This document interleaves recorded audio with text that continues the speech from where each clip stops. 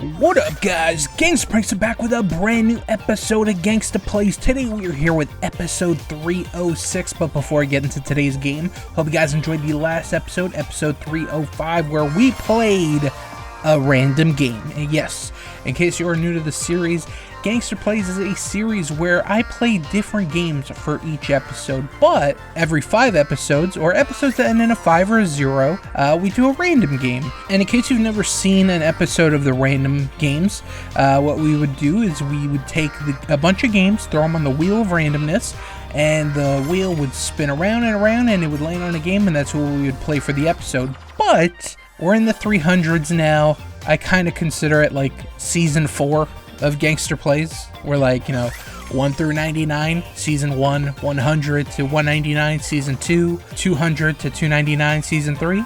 So 300 to maybe 399 if we get there would be season 4. So I'm like, you know what? I want to change up something. I like to change stuff up every once in a while just to kind of add a little bit of flavor to this series, because I don't know, for me it can kind of get a little monotonous. I know each time we do different games and that's what kind of keeps the series fresh. I was like, I don't know, I just want to kind of change something. So in case you missed the last episode, the random games, we implemented a new system into selecting the random games. So in case you missed that, go check it out. I thought it turned out quite well, and I hope people enjoyed it. But today we are here with episode 306, and we've got a pretty special game, I would say. This is a game that wasn't really on my radar. I'll introduce the game first, and then we can kind of talk about it. We are playing Astro's Playroom, and I'm going to be honest, I'm digging the music so far. I'm digging the vibes. So a couple weeks ago, I was on IGN. IGN is a website that I use for kind of video game news and sometimes entertainment news. But occasionally, I'll read a review of theirs or lists. Sometimes they have the top 10 whatevers and blah blah blah, and that's kind of what happened here, where they updated their list of top 25 PS5 games. I've had a PS5 for about 6 months now, maybe a little more, and I feel like I've still not gotten some of the big PS5 games yet. So I'm like, hey, you know what? Let me read this list. Let me see what I'm kind of missing out on. What game should I kind of keep my eye out on? And I was reading the list, and I'm like, alright, cool. And then we get to number 9, and we come across Astro's Playroom, and I'm like, really? So for those of you who don't know, Astro's Playroom is a free-to-play game. If you buy a PS5, it comes pre-installed. And when I originally thought of this game, I'm like, it's just going to be like a tech demo kind of thing, where it kind of teaches you about the new features of the PS5, the new features with the controller. I think that's still kind of what it is, but obviously there's a lot more to it than just kind of being a tech demo. So that's what we're going to check out today. Does it have any right being number 9 on the IGN list? We're going to have to wait to see. At the end of the day, that is someone's opinion. So there'll be people that disagree, people that agree. You gotta just take it for what it is, and that's why we're checking it out. So without further ado, let's check out Astro and his Playroom of goodies. Welcome to Astro's Playroom. This experience was created to show you some of the cool tricks possible with your DualSense wireless controller, like I mentioned. Ready to join Astro for an adventure inside your PS5? Then let's dive in. We are ready. Let's dive into this adventure, basically. So I don't know how long this is gonna go. I'm assuming a few hours, maybe 2-3 hours. I'm not oh my god, a PS1, a PS2, a PS3, a PS4, a PSVR, which I've never got. Always wanted to get one. I think the PSVR 2 just came out. Oh wow, that feels weird in my hands. Learn about the vibration, the adaptive triggers, yes. I got to fool around with it. Obviously, we played Miles Morales. That is one of the PS5 games that I've kind of got a chance to play. And you can see what I'm just touching the touchpad. Okay, cool. Motion sensor. Okay. Not too many games use this. I'm assuming this controller, or this game will be using this feature. I think the only game that I really used the feature on PS4... Oh, hold on. Hello? Can you hear me? Well, it can hear me. I usually mute the microphone.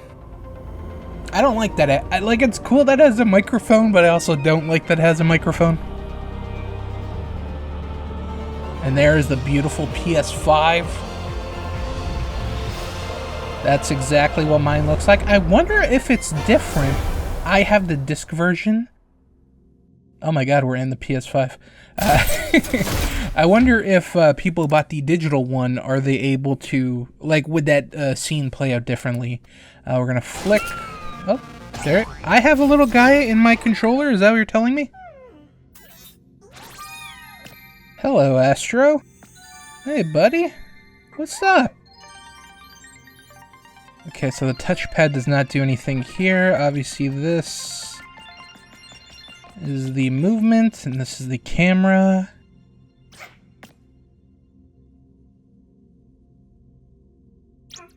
Oh, hold on, he danced. Oh my god, he's flossing. Why? Staying alive. That's cute.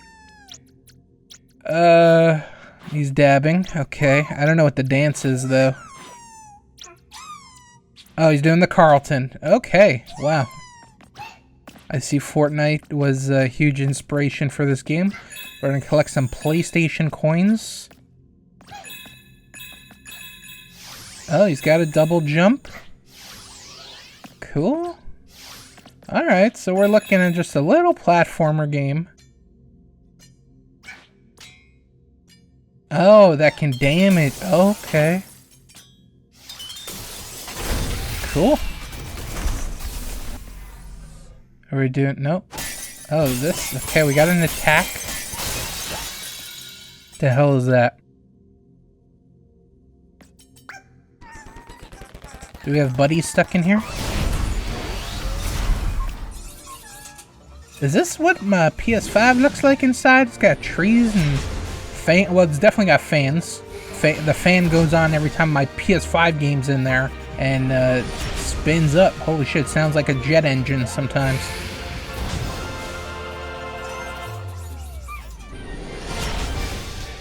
Dude, me having a PS1 in my PS5 is so fucking cool. CPU Plaza, that's super cool. Wow, that's actually pretty fucking wicked. Look at all the little guys in my PS5 working to make sure it's operating correctly. I appreciate you guys all in there. Let's pull this thing out. Let's see what's gonna come of it. Okay, hold on. Maybe I gotta go the other way. I've got a fuse of some sort. Oh, that's cool. It's got a circle, a triangle, an X, and a square. Oh, that's pretty dope. I have to throw it in the tree? Okay, cool. We got GPU jungle. Oh, that's funny. I think there's... Oh, I think I can go in the basement.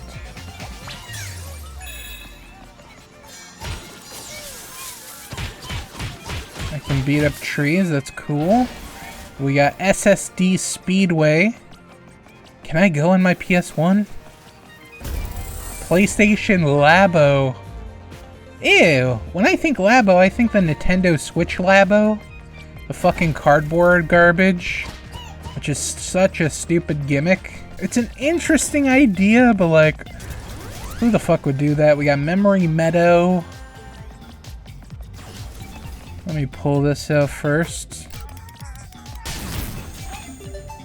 Oh, I've unlocked a new platform area.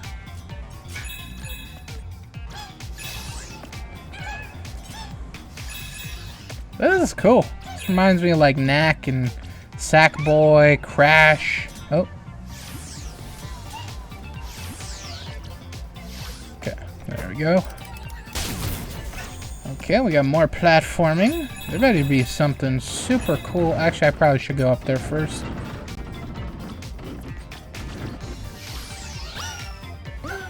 Oh, what is that there? One down, lots more to go. This was a trophy. Actually, I wonder if this has... How the fuck did I fall through that? Hold on, how much more of that is there? Not much, I think. Hold on, let me get back up there. Send me up.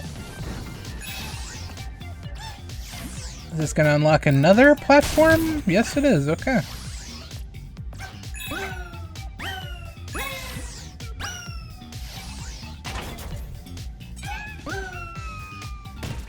Where the fuck is it sending me? Jesus. Oh my god, there's one on the other side.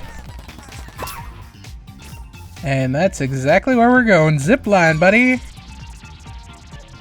This is fucking cool.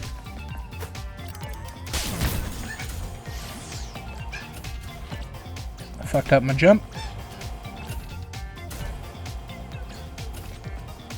And again, this is free to play. If you have a PS5, you're probably like myself, where you're like, oh, you know, you see Astro's Playroom pre-installed, but you don't really think anything of it, right? And hell, it's a fucking cool-ass addition to the console. Well, we got another puzzle piece.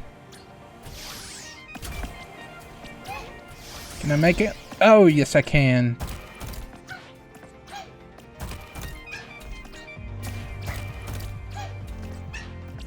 I don't expect anything to be, like, overtly difficult. I could be completely wrong. This could just get absolutely insane.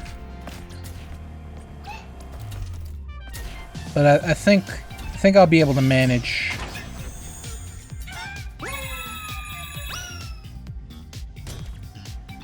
You know, this kind of feels like an area like I shouldn't even be up here. I definitely saw myself fucking falling. Okay, so let's go down safely. Use my little jetpack to cushion my fall. Okay, I want to look at the basement because I saw a little staircase here. We got little... Are you Astros too, buddies? And who is that? Is that Mama Astro? She gives us life.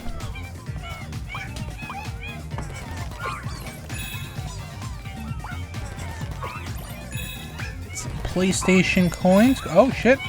Okay, you gotta interact with everything because you will never know what you might find in there. Okay, so these guys are all super happy down here. I think that was the only thing I can interact with. Dope, dope. Okay, let's pick a level. The SSD one sounded fun. That was this one, I believe. Yes. PlayStation Labo thing. This one was Memory Meadow. What do we got over here? Cooling Springs, okay. And this one was GPU? GPU Jungle. Network Speedrun. Which one should we do? We got 6 options. We might even be able to do them all. I'm gonna start with, let's start with Network, since we're here. And it does look kind of cool. Okay. I don't know what these things are. I'm assuming collectibles that we can get.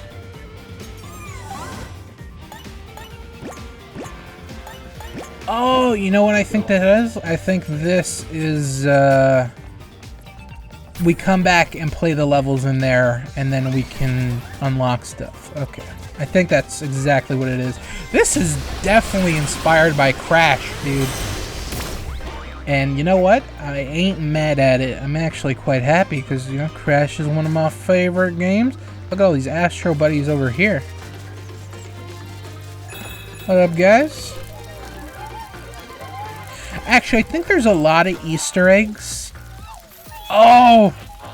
I think I know exactly what this is. They're playing on their PSPs, which is super fucking cool. I did see a little image of Kratos and,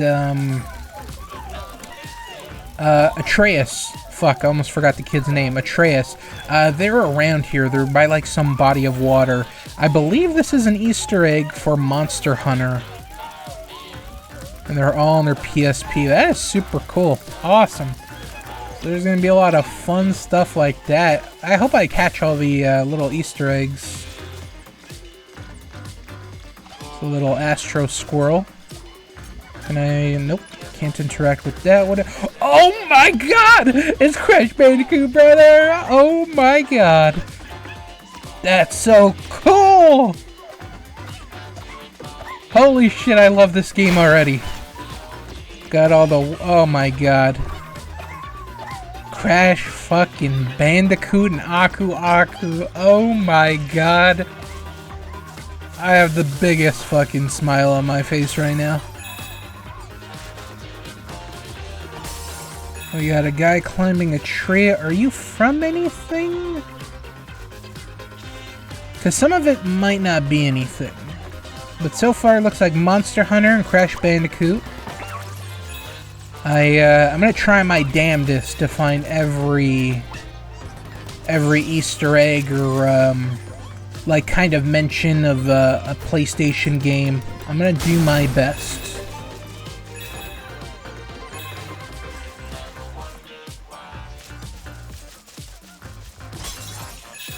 Are you anything? You're in love with the flowers, and the flowers are in the shape of a heart. What do we got here? We got a bunny. Are you guys something?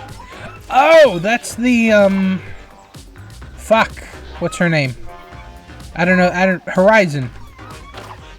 Sick, dude. Oh my god. Are there gonna be this many fucking, Easter eggs in each leg? This is just the first level. We already got Crash Bandicoot, Monster Hunter, and Horizon. I didn't even blow into the microphone.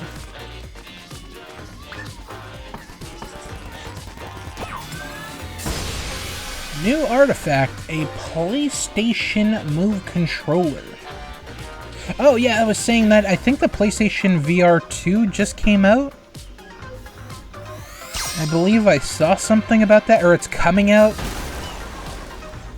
Look at the light, it falls just right. My shadows, they please beneath the trees, but none of these things happen for free. Yeah, all that you see, rendered by me, I synthesize and rasterize. I don't know what that word is. Immaterial things that I fabricate for you. Yes, I tessellate and animate these dancing sprites and sunlight skies for you. I do it for you. I'm your GPU. Tell me what to do and I'll do it for you. Wow. What do we got here? We got a vampire. Is this, Castlevania?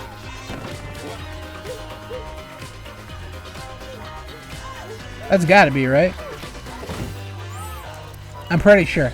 I've never played Castlevania, but that is the only vampire game I can think of. Wow, and then there's this dinosaur here. What the hell is this dinosaur?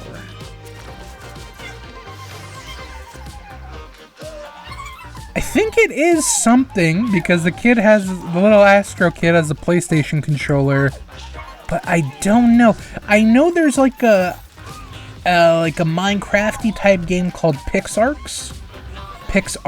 something along those lines. I do have that game. I think this might be from it.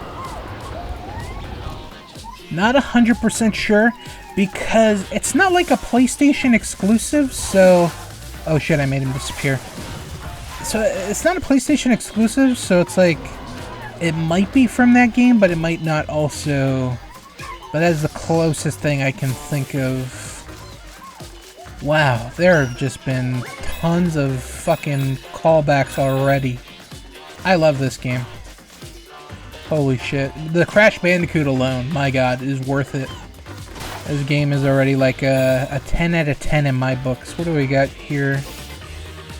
We got some colored blocks. Might have to come back to that. Oh my god, is that Mega Man? We got some Mega Man things here?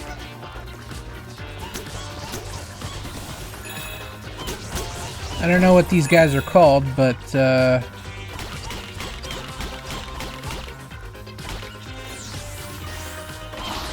I believe they're from Mega Man. Those the things with the hard hats. Okay, cool. What do we got here? This looks like something. I think this is Bloodborne. I'm trying to think, and that's the only character I can think of that has a costume like that. I could be wrong. If I'm wrong, please correct me. I believe this is Bloodborne, though. I can't think of another game that has a costume like that. I was gonna say Assassin's Creed, but I don't believe there's been an Assassin's Creed that has that aesthetic. So I think Bloodborne. Man, I don't want to miss anything. I'm trying to, like, get everything. There's, like, these blocks in here. Oh, okay. Yeah, I guess it is a grate, so I didn't need to... Okay, yeah, that makes sense. Should I go up here or in the tree? I'm gonna go in the tree first. Because I think the other way leads to the next area where this... I don't believe so. That... I thought that red thing was from something. Oh, there's a puzzle piece here. I don't know what these puzzle pieces are for, but I'm gonna get them all. I'm gonna get the platinum on this trophy, if this game has trophies. Well, no, we know it has trophies. I don't know if it has platinum trophies. I'm gonna assume probably not. I would assume maybe gold would be, like, the best you can get. Actually, speaking of platinums, oh my god, these are fucking right triggers as platforms. That is cool. I just noticed that. Oh man, this is so cool. What do we got in here? Hold on, we got a guy in a camera. This is Last of Us? I think it is. Yeah, that's Ellie and Joel, and that is definitely a zombie with fungus. Wow, that is fucking cool. Oh my god, this game is already fucking bananas. I love it. Fuck.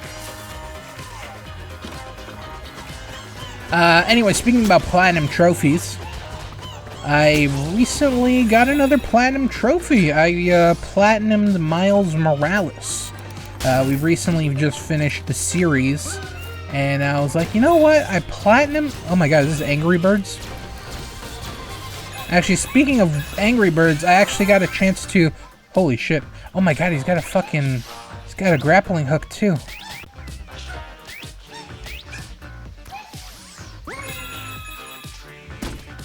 You know, in the movie talk, I don't know, it wasn't the last episode, I think it was the episode before that. I watched Angry Birds. I finally got a chance to watch Angry Birds 2. Those birds over there reminded me of it. We will talk about that later in the movie talk portion. Fuck, I forgot where to... Oh, Miles Morales. I got the platinum on that. Okay, so yeah. So we finished the series. In case you missed it, go check it out. I am also gauging for my next playthrough, so if you're interested in kind of voting for what I should do next, let me know. Oh god, I hit the zombie. How do I get these things? Do I just jump inside? Okay, I do. Grappling hook didn't come in there. I'm assuming infinite lives, right? Miles Morales. Finished that game. Finished the series. In case you missed it, go check it out. I went back and I'm like, no, I platinumed the first game. I want to platinum the second game. So I actually went back, played the game again on New Game Plus. And I don't know if those birds were supposed to be from something. Went back on New Game Plus, beat it again, and did the little things that I had to do. This is such a bad angle. And I am happy to say that I'm the owner of a new platinum trophy, Miles Morales. I did it. So, just wanted to update you guys. I did get the platinum trophy. And it was actually quite easy, honestly. The last trophy I had to do was, like, get some enemies. I'm just going to double check here in case I didn't get the thing. It didn't register. Yeah, it didn't. Oh, it did save. Okay, I'm going to go back then. The hardest part was... What was the hardest part? Oh, the last few trophies I had to get were, That is Uncharted for sure, right? This... That is definitely Uncharted. That's cool. We're gonna go down and check it out. Oh yeah, Drake. Oh yeah, that is fucking Nathan Drake, baby. Those stupid yellow platforms. Yeah, that is awesome! My god, so many heavy hitter Easter eggs in this one. You got fucking... Oh, I gotta take this out. Gotta take that out. I will be right back with a bomb. But a lot of fucking big Easter eggs in this one. We get Last of Us, Crash Bandicoot, Monster Hunter. Fuck, I don't even remember what else. There were so many. But a lot of heavy hitters on this one. And this is just the first level. So I am very excited to see the others. Like, what other Easter eggs we're going to see. Like I said, there's definitely going to be a Kratos one. I'm going to assume maybe even a Killzone one. Sorry, buddy. Oh. The fuck was that? No idea what happened there. What was I talking about? I feel like I'm all over the place. Miles Morales, whatever, fuck it. I got the platinum trophy on that and I'm happy. Oh, I was talking about the trophy that was the hardest. It was, I had to go back and beat a bunch of enemies that were, like, get them on the ceiling. Oh, what do we got here? Hold on. What do we got? What do we got? I think this is Patapon. This is, I believe it is Patapon, which is a super deep cut for PlayStation. This was a PSP game. I believe there was 2 of them. And I never played it, so I'm not sure what it was about. But I've seen some Patapon stuff in like other games. I believe it was Little Big Planet. Oh my god. That I saw it in. Jesus Christ. So I believe that is Patapon. Like I said, if I get any of these wrong, feel free to correct me. What do we got over there? Oh my. Yeah, anyways, Miles Morales, the hardest thing. Not the hardest, but I had to go back and web some enemies from the ceiling and wall. I had to get some of those takedowns. Is there nothing? Oh, there is something here. I thought so. What do we got? New artifact. We've got a PlayStation Vita game called Boat Away. PlayStation Vita game pack. Why go disc when you can go cart? Interesting. I think that this is a different game. Wait, PlayStation Vita. Oh, wait, I'm thinking of something else. I did not know PlayStation Vita used like SD card things. Holy shit, this is a long one. I don't know if I want to read it. If you're interested in reading it, feel free to pause the screen. I'm just gonna walk away.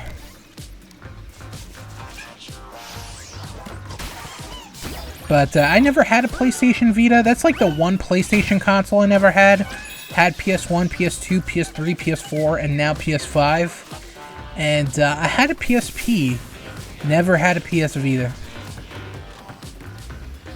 Can we make it over there? Because I want to see what that is. I don't think I can make the jump there. Yeah, I won't make it. Oh, I know what that is. That is Days Gone. I was trying to think. I'm like, okay, it's getting chased. Zombies. This can't be Uncharted. I'm like, oh, what is that? Oh, motorcycle. Days Gone. Boom. That is definitely Days Gone. Damn. I think I've gotten all the things so far. Ooh, here we go. Which, you know, I'm not trying to say that I'm a big PlayStation fan. I mean, I am. But, oh, we beat it already? GPU Jungle? What the hell is this thing? Oh my god, it's a monkey suit? Holy shit, that's cool. Wow. That's fucking cool as shit. How do I use this thing?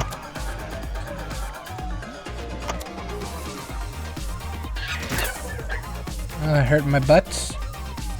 Okay, hold R2, yeah. And then L. But he's holding onto that rock. Oh, this is motion. Okay. Which means this is gonna work like half the. Oh.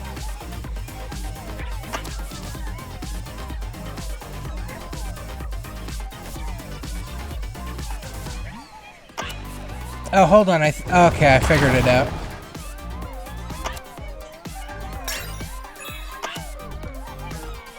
Yeah, okay, I got the movement down. I was gonna say that this level was actually pretty short, but we kind of, you know, we extended it by doing all the, oops, my butt again. I wasn't planning on grabbing there. But we did all the extra stuff, you know, looked for all the Easter eggs. I think I got them all, and I think I got them all right. Is this the finish? What is this? Oh, okay. Thought that was the finish levels button thing.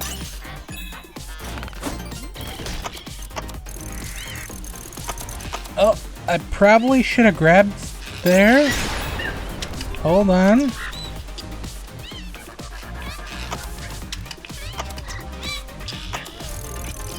What do we got over here? Obviously. What are you hiding from me? Oh shit. Give me, yeah, right hand there.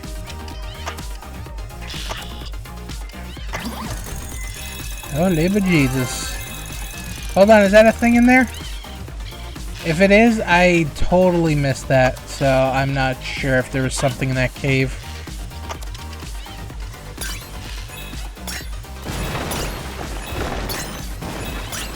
I'm gonna be honest, I actually am super digging this game right now.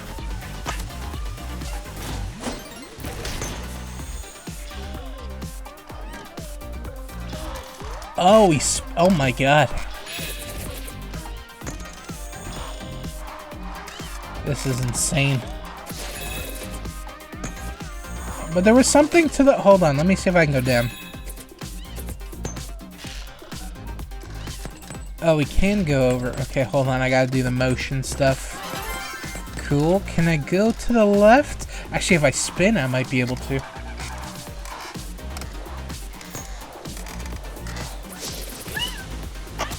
Oh, I made it. Oh, let's go. Oh, these ones are broken. Oh, I gently hold it. Okay.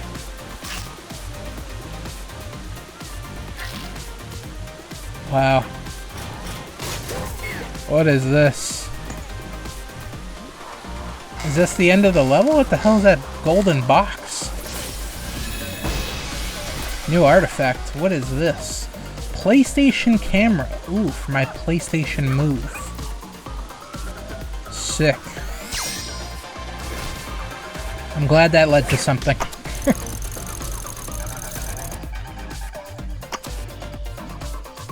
How do I get out of here?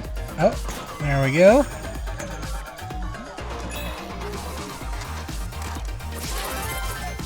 No! Whoa, whoa, whoa. Get back over there. Okay. We're lined up. Now let's do a little spinny spin. Actually, I think there's something there on the right. Hold on. Oh, there's the finish line. Hold on. There's a thing over there. Let's see if we can get it. What is here? Oh, hold on.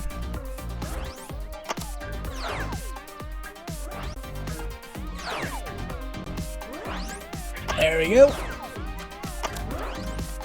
I leaned the wrong way. Oh, no, I'm an idiot. I'm an idiot. I'm an idiot. I'm an idiot. Think I can get this. Hold on, I gotta hang on to this with my left hand. There we go. Okay, now I gotta reach out with my... There we go. Hey, baby. And now we're going to drop. I think that's another artifact. What is this? It is a PlayStation 4 controller. Yep, pretty cool. Okay, how the fuck do we get back? Thank you, Mr. Microchip. Okay, monkey, I believe in you. There we go. That was a good one, monkey. Oh, that wasn't even the end? Holy shit, how long are these levels? GPU Jungle, Ray Trace Ruins. I mean, I don't care how long the level is. I just want to see all the Easter egg stuff. That's really what I care about. Oh, hold on. There's something up here. Oh my god, Lara Croft Tomb Raider. I almost missed that? Are you kidding me? I really gotta just look around. I'm going, robot. I'm going. But I gotta make sure I'm not gonna miss anything. I almost missed Lara Croft. There's the Iron Giant, which is not a PlayStation game. It's a movie. Actually, that might be Shadow of Colossus. I just got fucking killed. Yeah, I believe that's Shadow of the Colossus. It's gotta be. I'm trying to think of other things that have, like, giants like this. There was the other game that was made by the same company, I believe, but I don't think it's, Oh my god, do we have another one over here? Yes, we do. What are you? You are a king of some sort? You're bowing your head. The hair should be a giveaway. It's not. Fuck. This one, I'm not sure. The torch. The torch, the hair, and the sword. Fuck. I actually do not know this one. Someone please let me know in the comment section what game is this. Feel like I should know it. The torch and the hair. I'm focusing too much on the hair, I believe.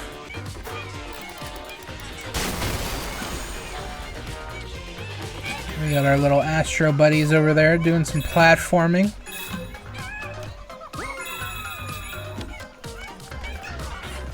Oh, hold on. We got another game here. Oh, you bastard. You've got a shocking gun. And you're killing zombies?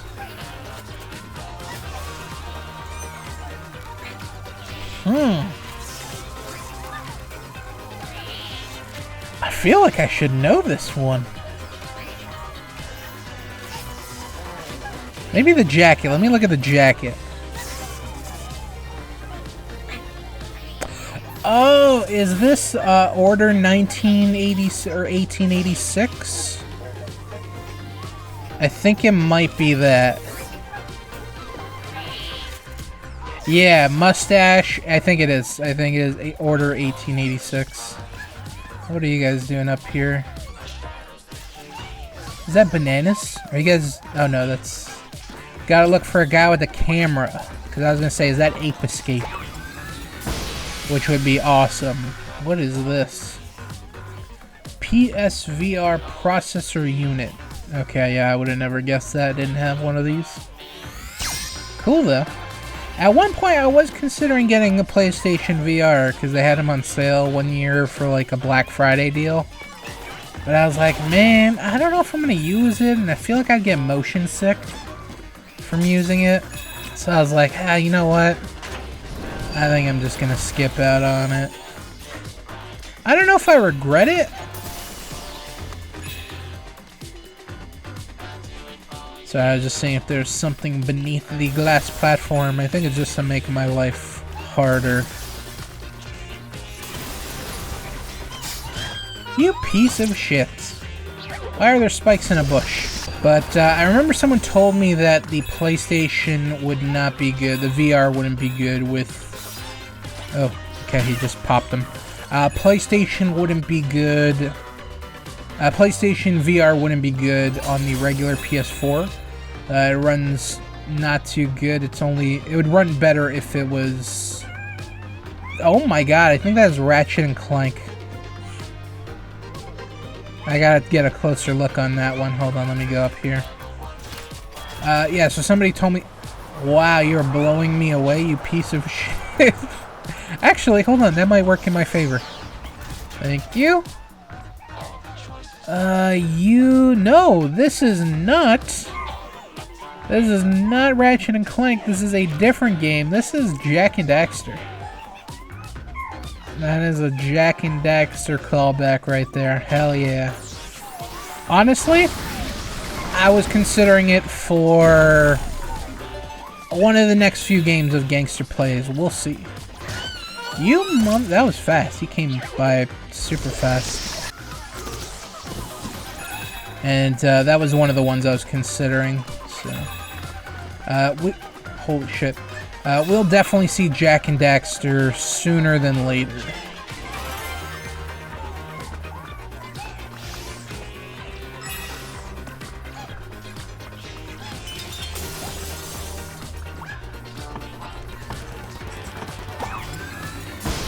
We got a new artifact, a PlayStation Vita. Yes, I owned one of these. Loves to have its back stroked. Does it? I think I still have my Vita. I know I have a bunch of Vita games. I don't think mine had a camera on the back like this one. This might have been a different version after. But I mainly use my PlayStation Vita as a DVD player, which was pretty cool. But you'd have to buy DVDs that were exclusive just to the Vita. Like, you would have to, Are these guys anything? I don't think they are. Because the PlayStation Vita had to use these small discs. Small discs, and they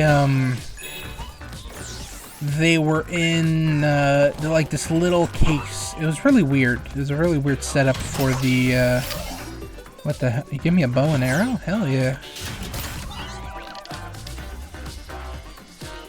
Oh wow, the adaptive triggers. They really had some tension there. But anyways, as I was saying, the PlayStation Vita, yeah, it had some weird game system for their CDs. The CDs were small miniature CDs, and they were in this like little encased in plastic. It was super weird. Don't know if I'm a fan of that. And obviously it didn't do too well because obviously they didn't use it for the Vita. They used SD cards, which I just learned about fucking playing this. Oh, these guys are little TNTs. But yeah, I use my PlayStation Vita mainly as a DVD player. I remember I would bring it to my uncle's cottage, and at night I would just watch movies. And I watched The Wedding Crasher about 1,000 fucking times. It was like one of the movies I had, and probably the best movie I had on my PlayStation PlayStation Vita, sorry. Other awesome movies I had, the movie selection was not great.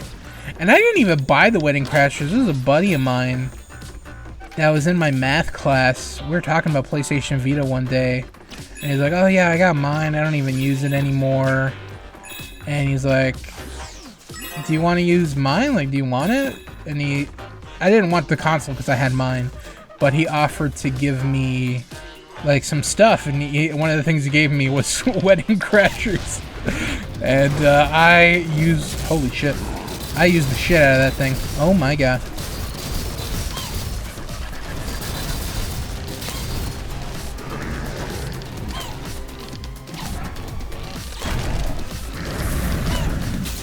This is a fucking Crash Bandicoot fucking boss fight, dude.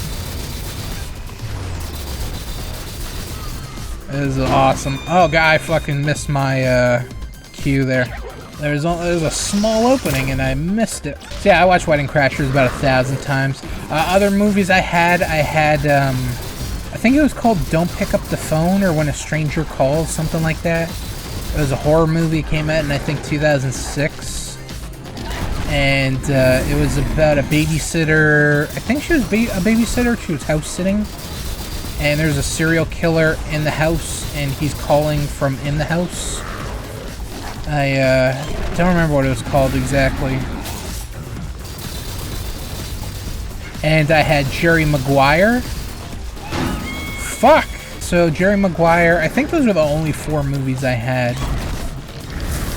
I remember that horror movie I was talking about with the babysitter. I remember we were at my uncle's cottage, we went to Walmart to pick up a few things, and I went to the electronics section, and I was in the $5 movie bin, and they had PlayStation movies in there, and I was like, oh my god, what the fuck? That is so obscure. But I ended up actually getting the stupid horror movie. I watched it a few times. God damn it, stop moving. The thing's inverted too, so it's kind of hard to hit. Yeah, so ended up getting that. And I watched it a few times, but not as much as fucking Wedding Crashers. My god. Like, I am not kidding you when I say, like, 1,000 times is an exaggeration, but I would say maybe 30 to 40 times. That's no exaggeration. Like, for real. It was close to that number. And, yeah. Man, I could almost verbatim know everyone's lines. Like, it was fucking crazy.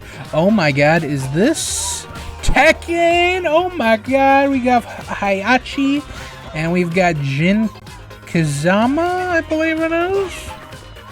It's Jin. I know the name is Jin. I don't know if Kazama's the last name. But that is a fucking cool one. Tekken. God damn, there's some heavy hitter callbacks here, dude. What is left for the other levels? Like, my god, they blew their load on fucking the games they used here. But there's still other big games that haven't been used.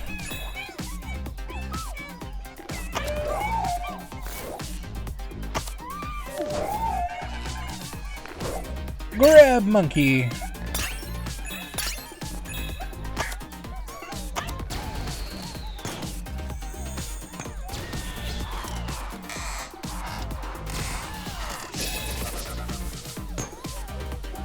Oh, do I want that puzzle piece? I do, kind of.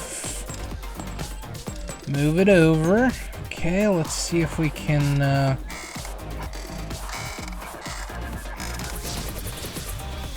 try one more time, but I don't know if this is gonna work out. Oh, hold on. Go the other way.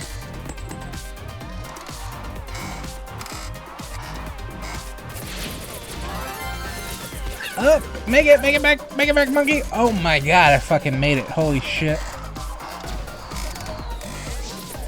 I don't think I did that correctly, but you know what? Fuck it.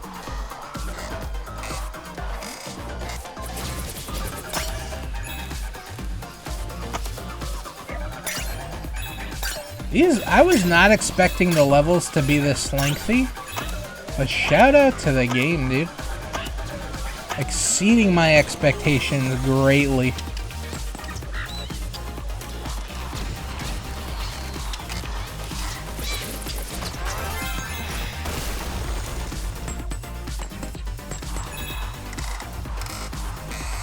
Oh, hold on. Okay. Oh, close one. Okay, right here.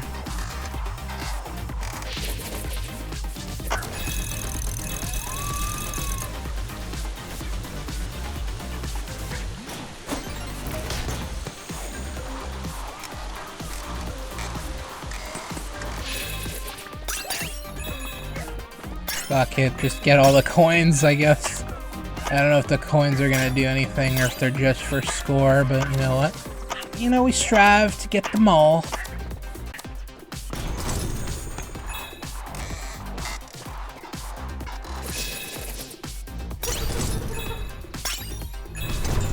Oh my god, hold on. Is this a speed run of sorts?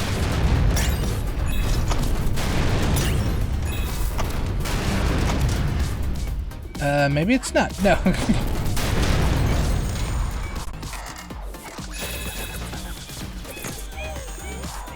Ooh, do I go right for the thing? Of course I fucking do. There we go, we got it. Oh my god, there's so many enemies. What am I doing? Go up, monkey.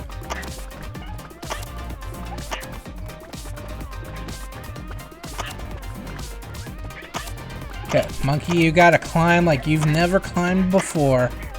Okay, I think we're good.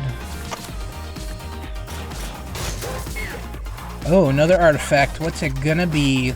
Let's get a throwback. Give me like a PlayStation 1 4-player adapter thing, you know? We got the light gun thing. PlayStation VR aim controller. So you take your PlayStation Move, You inject it in the top here, I believe. Is it? I think, I don't know, maybe this is one piece. I thought you had to put it in. Oh, hold on, I can interact. Oh, I can change the color. I thought the color would change on my controller, but it does not. A little disappointing. I would have liked that little touch. But it's still cool. I do want more callbacks to the fucking PlayStation 1 and PlayStation 2. Go, we got more fucking VR callback, or not VR. Actually, there's been quite a bit of VR callbacks, but I was gonna say Vita. A lot of Vita callbacks, and not too much for the PlayStation 1 and PlayStation 2.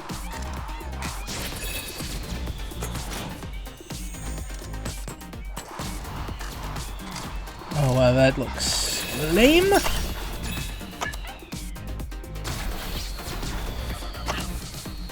Oh, that's probably gonna kill me. Whew, that was close. I could have made that most likely, but I might go. No! Fuck! I'm gonna fall. I'm gonna fall. I panicked. Okay, cool. This looks insane here.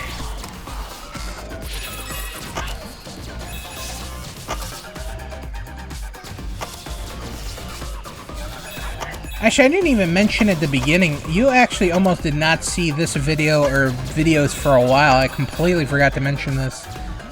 I almost had a lot of fucking issues. Oh, we actually beat the level? Nope, not yet. Oh, maybe we did? Yeah, we did. I think. I don't know. Hold on, we'll talk about that in a second. Gotta make sure I get everything. We got some snow bunnies. We're burying that guy. That poor guy.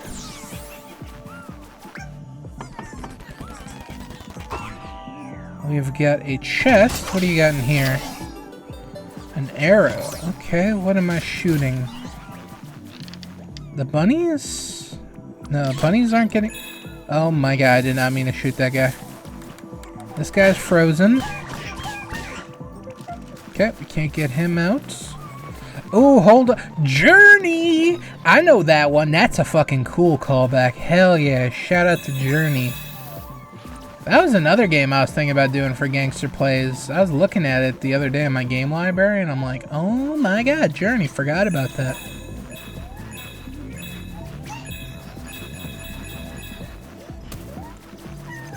Now we got these guys playing in an igloo. Don't know what they're playing. Monster Escape. Don't know what that game is. Actually, you know, it'd be cool if that was like the next, the developer's next game. Like they are developing another game and it's called Monster Escape. How did I miss all the coins? I took the fucking path. Whatever. Let's see if this is the end. I think it might be. Hello, guys. How can I help? Okay. Are you in charge here? I see you have a clipboard. Are we pulling? Okay, I think I'm blue, because everyone else has a color. Oh, there it is! A PS4 was hiding in there. New artifact, greatness awaits. Cool.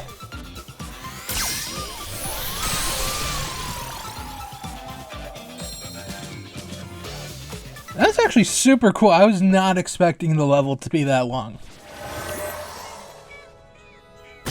But we also did do a lot of stuff. This looks like another area. Oh, that's all the shit I unlocked. Oh, all of it was PlayStation 4. Oh my god, there's a lot to this. Holy shit. PlayStation Labo. Oh, this is like a, just a hub world type thing. Oh my god, hold on. We got another callback. Ow. Bitch ass car. Oh, this has got to be Gran Turismo, right? That is a PS1 controller in his hand. That's got to be Gran Turismo. Almost 100% sure now. Oh my fucking god, Spyro the goddamn dragon. Holy shit. God damn, you guys outdid yourselves. What are you guys doing over here? Taking pictures? This guy's sleeping by a tree. What other fucking callbacks do you have for me? This guy's got a rubber ducky on his screen. Oh my god, some Dance Dance Revolution. That's fucking cool. What else do we got? Airplane and goggles. Don't know. Cool, doing nothing. What are you guys doing here? You need some help? Oh, we got a fucking arcade machine here? Because that's what it looks like. Oh my god, can I unlock more cool shit? It's 100, I've got 1200. Let's... Do I control it? I think I do. Oh my god, it's gonna be a fucking nightmare. Oh, never mind. Just catches it. I got a puzzle piece. What do? Open it with R, R2. Cool. Oh, that's cool. Little PS4 statue. Cool. I don't know if the coins are used for anything else, so we're just gonna use a bunch here. Gonna see if we can get a silver thing. Oh my god, it's a Sackboy! Hell yeah! Little Big Planet! Oh, I love that fucking game, dude. Just a loading screen, I think. This might mean something a little more, but it just looks like a loading screen with a guy posing by it. Oh, we got a soda. What is this? Nothing? Wait, did it give us coins? I was not looking. Oh, we've got a little buddy with a VR headset and the joysticks. Oh, we got a gold ball. What is it? New artifact. It is a PS2 network adapter, the secret to successful networking. Yes, before there was online video games, this is the attachment that you needed to put in your PS2 and you could play games like... I know SOCOM was one of them. That was one of the big PS2 online games. I believe there was a couple sports games like NHL and stuff that had online stuff. I'm just gonna use all my money, fuck it. Oh, trophies, and he's got a platinum fucking trophy. Let's go, buddy. I got one of those the other day. Oh, that is a cute little aquarium. Okay, we can only do one more. And we got a can. Is this coins? No, it's nothing. Okay, if you get a can, it's a dud. What else do we got? Okay, so that section's gonna be for PS2. Then we got a couple more puzzle pieces to put up on the wall. Dope. Hold on, we got another callback here. What is this?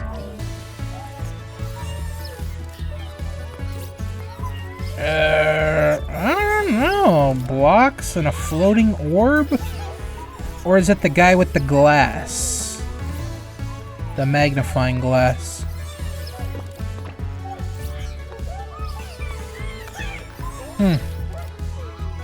I don't know. Oh, is that maybe dreams?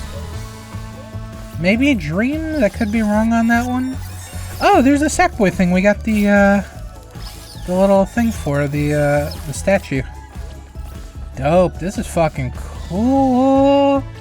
My god, this is like a celebration. Oh, what do we have here? That is Knack. That's Knack right there. That is a Knack throwback right there. Didn't I go around and... No, okay, we're finishing the circle here. We've got the PlayStation Plus. And PlayStation store bags. That's adorable. That's super cute. We got the trophies, platinum, gold, silver, and bronze. We got these guys just jamming out with PlayStation VR headsets and the actual headset. Got some weapons here. Okay, that was fucking dope. This is super dope for a fucking free-to-play game.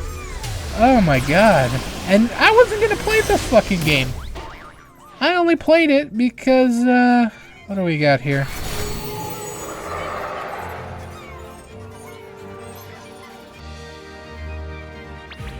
You've reached new heights. New speedrun challenges are now available from CPU Plaza. Can your climbing conquer the clock? Yeah, I have no interest in speedrunning. Hold on, I want to see the triangle thing down here, though. What are you here for? Oh, it's a mystery. Maybe I gotta get them all and then something cool happens. Okay, let's do Speedway. I like this. This was originally gonna be the first level that I did. But I was like, oh, you know what? Let's do the jungle one. Oh yeah, I'm digging this. I like these visuals right now. Go, Astro, go! This is super cool. Actually, I can already tell one of the callbacks is definitely going to be Wipeout. Which was a driving game. It was like a futuristic driving game that had like flying cars. Kind of, yeah, hover car type things. It was cool. I enjoyed it. I played it once upon a time. What do we got here? Hold down. Oh, that I did not want to do that. Oh my god, he's got a fucking hang glide. I'm gonna get fucking taken out. I didn't really get a lot of momentum. Ah, fuck. Okay, not bad. Okay, as long as I can make it to the platform here, I'm good. I should be good. Holy shit, a lot of stuff wants to kill me though. Alright, we did it. Cool. Is this something? This girl here? Oh, it is, because he is, oh, I think I know what this is. Gravity Rush. Which, was a PSP game. I don't know too much about it. I know I own it on PS3. Or no, I own it here.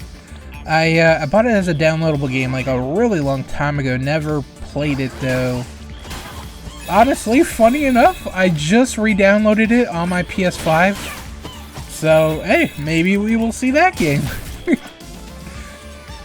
I didn't have any intention, but oh shit, can I get the... I didn't do...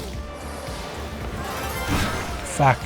Whatever, I got the puzzle piece, but I didn't give myself enough launching power. Actually, you know what? I might cancel this level. Honestly, it just seems too hectic for me right now. Like, I just kind of want to talk and play. And it just seems like I got so much I gotta fucking focus on with the flying. I'm actually gonna quit this level. I'm gonna pick a different one. But it was cool to see. I like all the neon lights. Memory Meadow seems like a really chill place.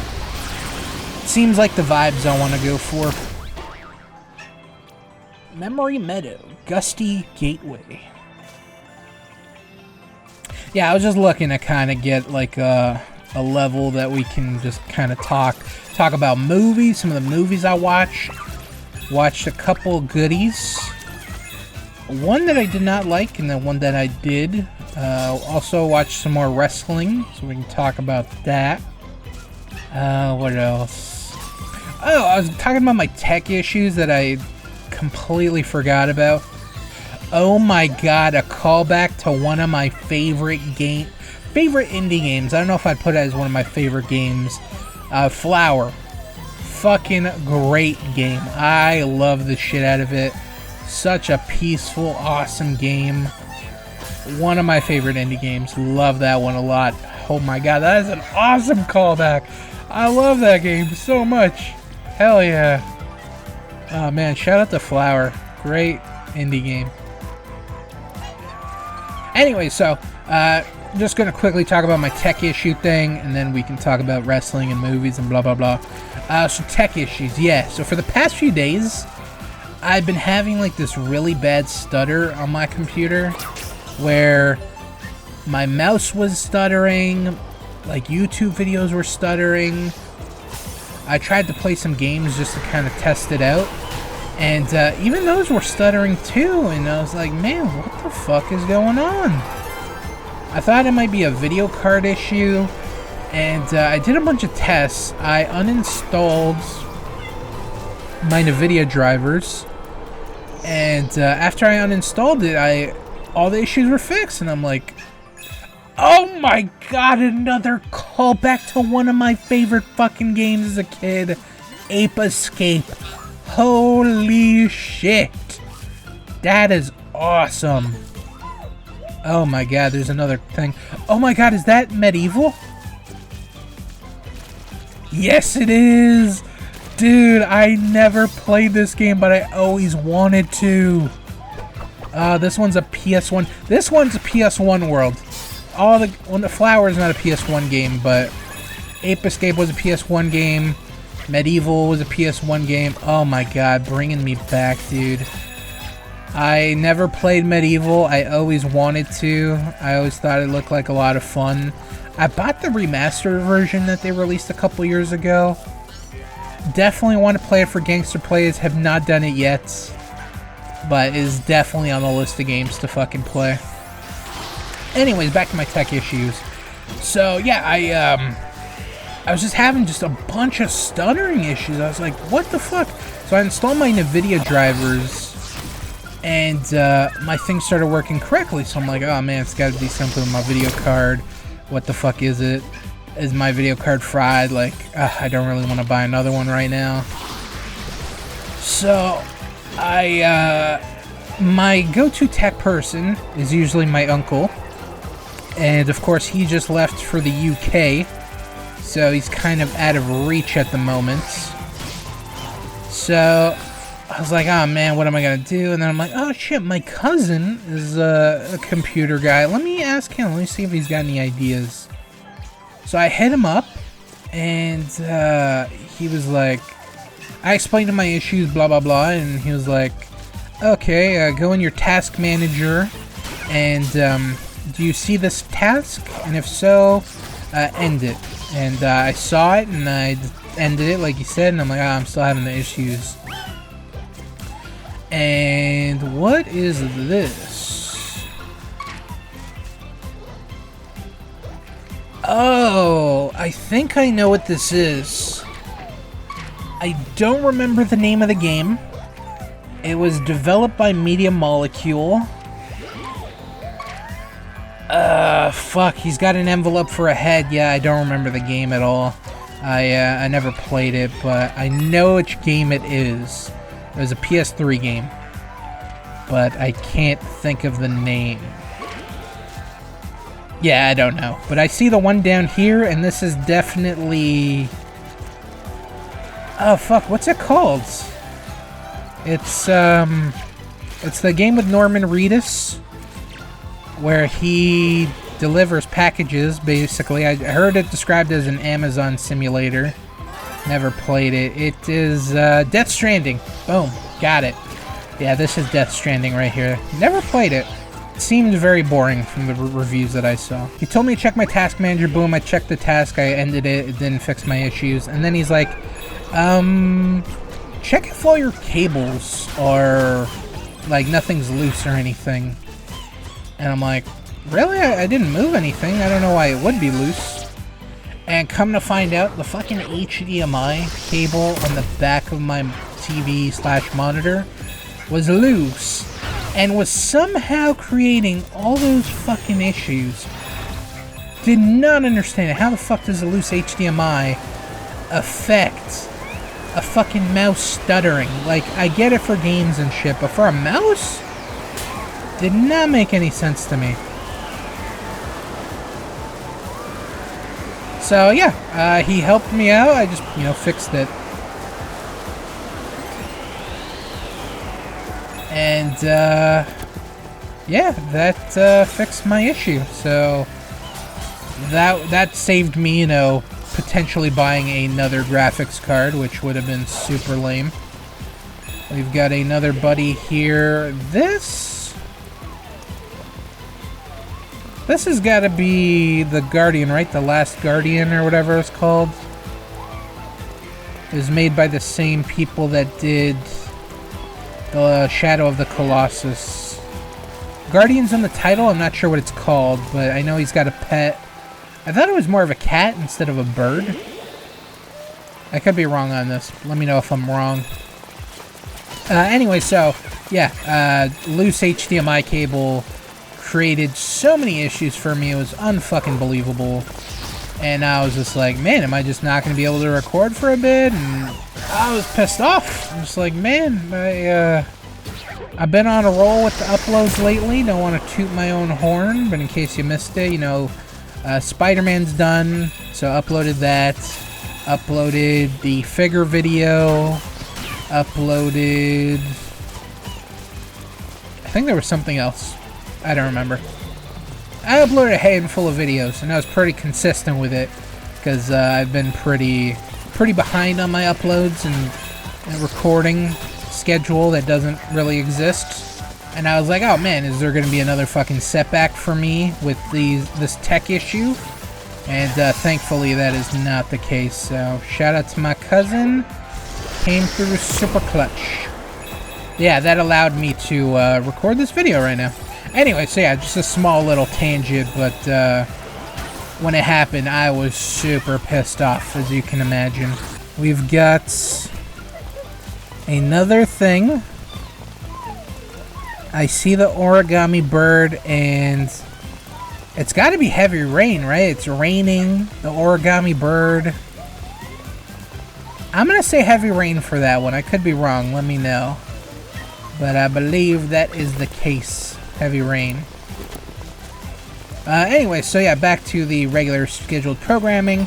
I watched a couple movies. I watched some wrestling. I watched, Alright, I had to stop talking and playing at the same time because it was getting so fucking frustrating.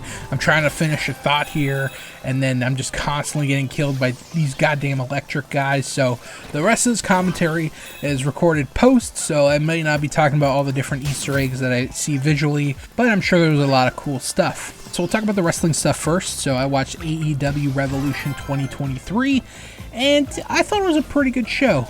I enjoyed all the matches except one, but I thought it was a pretty solid card, pretty good matches. Overall, it was a very enjoyable show.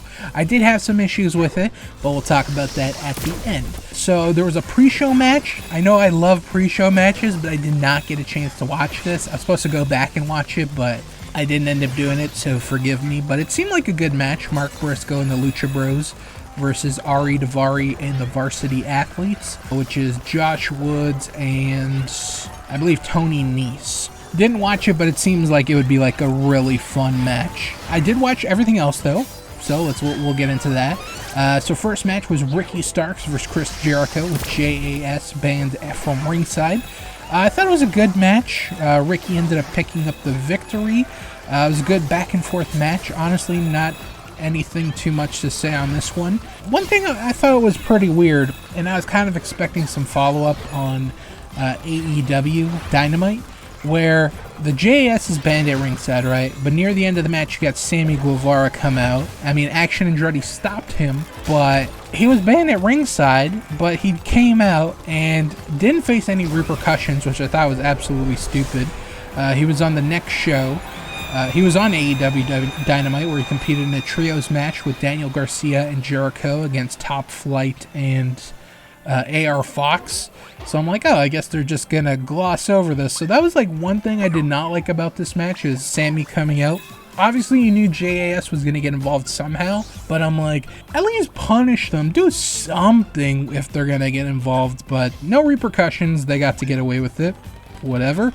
A little gripe from me. Next match was a match I was really looking forward to, which was Jungle Boy versus Christian Cage, the Final Burial. It just ended up being a casket match. Honestly, with them calling it the Final Burial, I was kind of expecting a cinematic match, especially what they did on the last episode of Dynamite leading into Revolution, where they showed a little video of Jungle Boy. He was out in the middle of like some field digging up a grave for Christian. So I'm like, oh, they're gonna do a cinematic match. That could be interesting. They didn't end up doing that, which is fine, but that's kind of what it seemed like they were alluding to, especially with the title of the match. But anyways, as far as the match goes, I thought it was a really good match. I thought it told a great story. It was a good blow-off match for their feud. Now Jungle Boy can go do something else. I'm really interested to see where Christian goes from here. Like, Jungle Boy obviously is going to get moved up. Maybe he's going to feud with Powerhouse Hobbs for the TNT title. Maybe he's going to have a little feud with MJF. Who knows? But I'm more interested with Christian, because I feel like he can have like a good feud with whoever. Because honestly, before he got injured, and I think even a little after he got injured, he was still doing the promo stuff, all the disrespectful shit he was saying to Jungle Boy, and he was coming out in the Steve Jobs turtleneck, and even wrestled in a fucking turtleneck here, which I thought was super awesome. Like, Christian is just awesome. I really love him. When he was announced for AEW, I was like, this is a solid addition. And I was kind of curious his role as far as like how involved he was going to be with matches, because obviously he's coming off the big head injury, which kept him off the shelf for a little bit. And honestly, in this match, there were some brutal fucking spots where I'm like, dude, Christian, you just came back from an injury. Before that, you were out for a little bit because of an injury, and he took a lot of damage. And honestly, Christian's one of those guys where I would say Christian and Daniel Bryan are guys, whenever I see them wrestle, I love watching them wrestle. But anytime they take any move that kind of looks devastating, I'm like, oh my god, is that the time? Is that going to be the move that fucking puts them out indefinitely? Career ender, life ender? I'm just worried about their health so much when I see them in these matches. And especially this match here where they did some brutal fucking stuff. There was one point, I believe Jungle Boy did a suicide dive to Christian, who was on the outside. It fits what I'm thinking of. Christian like got pushed back so hard he like hit the back of his head like on the barricade, and I was like, oh my god, that looked fucking brutal. But thankfully I don't think there was any injury, but I'm really interested to see who he's gonna feud with next. I think Christian he has a lot to offer for AEW, especially on the mic and in the ring. I'm a big fan, and I'm interested to see where Luchasaurus goes from here as well. Is he going to be paired up with Christian in the future? Is Christian going to be a mouthpiece for Luchasaurus? Is Luchasaurus going to come back and they bring back the Jurassic Express? I'm not too sure, but I'm very interested to see where this goes. One thing I would have liked in this match was a little bit of blood. We did get blood later on, but I feel like this was one of the more bigger blood feuds on the show. And I believe there might have been a little bit of blood on Jungle Boy. I don't remember at this point. But I think I would have liked to seen some blood. I think they still had a good match. I just think a little bit of blood would have added to the whole brutality and personal feud that they were going for, or story that they were telling. So I would have liked a little bit of blood, but we did get lots of blood later on. So other than that, I really enjoy this. Jungle Boy won. And like I said, I'm interested to see where everyone goes, but especially Christian. Next match, we had a trios match, the House of Black versus the Elite for the AEW Trios title. This was a really good match. Don't think that's a surprise to anybody, but I think the outcome was a little surprising for people. I think this was kind of a 50-50 where you can kind of see either team winning, but the House of Black ended up winning and are the new Trios champions. The match was insane. Like, fucking super fast pace, great back and forth, lots of near falls. The crowd was into all of it. They loved it. These 6 guys, they fucking killed it. The one thing I did not like about this match is the build. The build was really nothing. Like, as far as the trios division, the division's really nobody. On the next episode of Dynamite, we see that, JAS is starting to get involved, and I think that's cool. I think you could have been building up the a trios team of the JAS to go for the titles. You can have Sammy, Danny, and Hager. You can have Hager, Menard, and Angelo Parker. You can even do a callback to fucking Daniel Garcia, Matt Menard, and Angelo Parker. They were originally a trio before they joined the JAS. There's a lot of trio stuff you can do there, but as far as the division, there's really nobody. I remember when the division first started, you had so many teams. You had Best Friends in Orange Cassidy, The Factory, Hot Boy Summer, I forgot, the Wingmen, that was their name. And you had a couple other teams. Obviously, those aren't big team names, but you can build them up. And I just feel like they've really kind of dropped the ball with the trio stuff. And even lately, we haven't seen anything from Pac and the Lucha Bros, Death Triangle. So it's like, what the fuck are they doing with this division? It's pretty disappointing at the moment. And the biggest match you can do is obviously House of Black and the Elite. And the build happened in like the past 2 weeks, and it was really kind of an afterthought. Like, obviously that's the biggest match they can do, and they'll probably do it at the pay-per-view. But the build was kind of shit, man. I really wish this could have been bigger, like built up to something special. But obviously they're going to have a couple rematches here in the near future. Interested to see where it goes, but I'd like to see more emphasis on the trios division, because AEW's got such a fucking big roster. You can put together a group of 3 guys easily. A fucking Blackpool Combat Club, there's another one. Dark Order, there's another one. Like, there's a bunch. You just really gotta fucking look, and I'm sure you can find some. Dalton Castle and the Boys, I know they're not really AEW, they're more Ring of Honor, but, you know, that could be a fun trio to have. So, yeah, I'm interested to see what they do with the trios title, but I'm glad the House of Black have them. Honestly, I think they probably should have been the first champion, but I think the Elite were a solid second choice. I think those were the 2 favorites when they were having the tournament. Anyways, the match was really good. I enjoyed it. Next was a 3-way for the women's title, which was Ruby Soho, Saraya, and Jamie Hayter. This was a good match, way better than what I was expecting. I haven't seen too much of Saraya's stuff. I haven't seen almost any of it, but I've just heard a lot of negative stuff about her in AEW so far. Ruby's pretty good. I enjoy watching her in the ring. Jamie's pretty awesome. They had a good match. Hayter won and retained her title. After the match, Toni Storm and Saraya brawl with Britt Baker and Jamie Hayter. Ruby helps Britt Baker and Jamie Hayter, but then turns on them, and she ends up joining Saraya and Toni Storm. So it looks like they're building towards a blood and guts match between the OGs of the AEW women's division and the newer crop of women's wrestlers. I'm interested to see who they kind of introduce. I'm hoping Jade gets kind of brought into this, because like she's really been doing nothing lately, and I feel like she's kind of the perfect person to kind of introduce into this feud where it's like, oh, you bitches need me now, you know?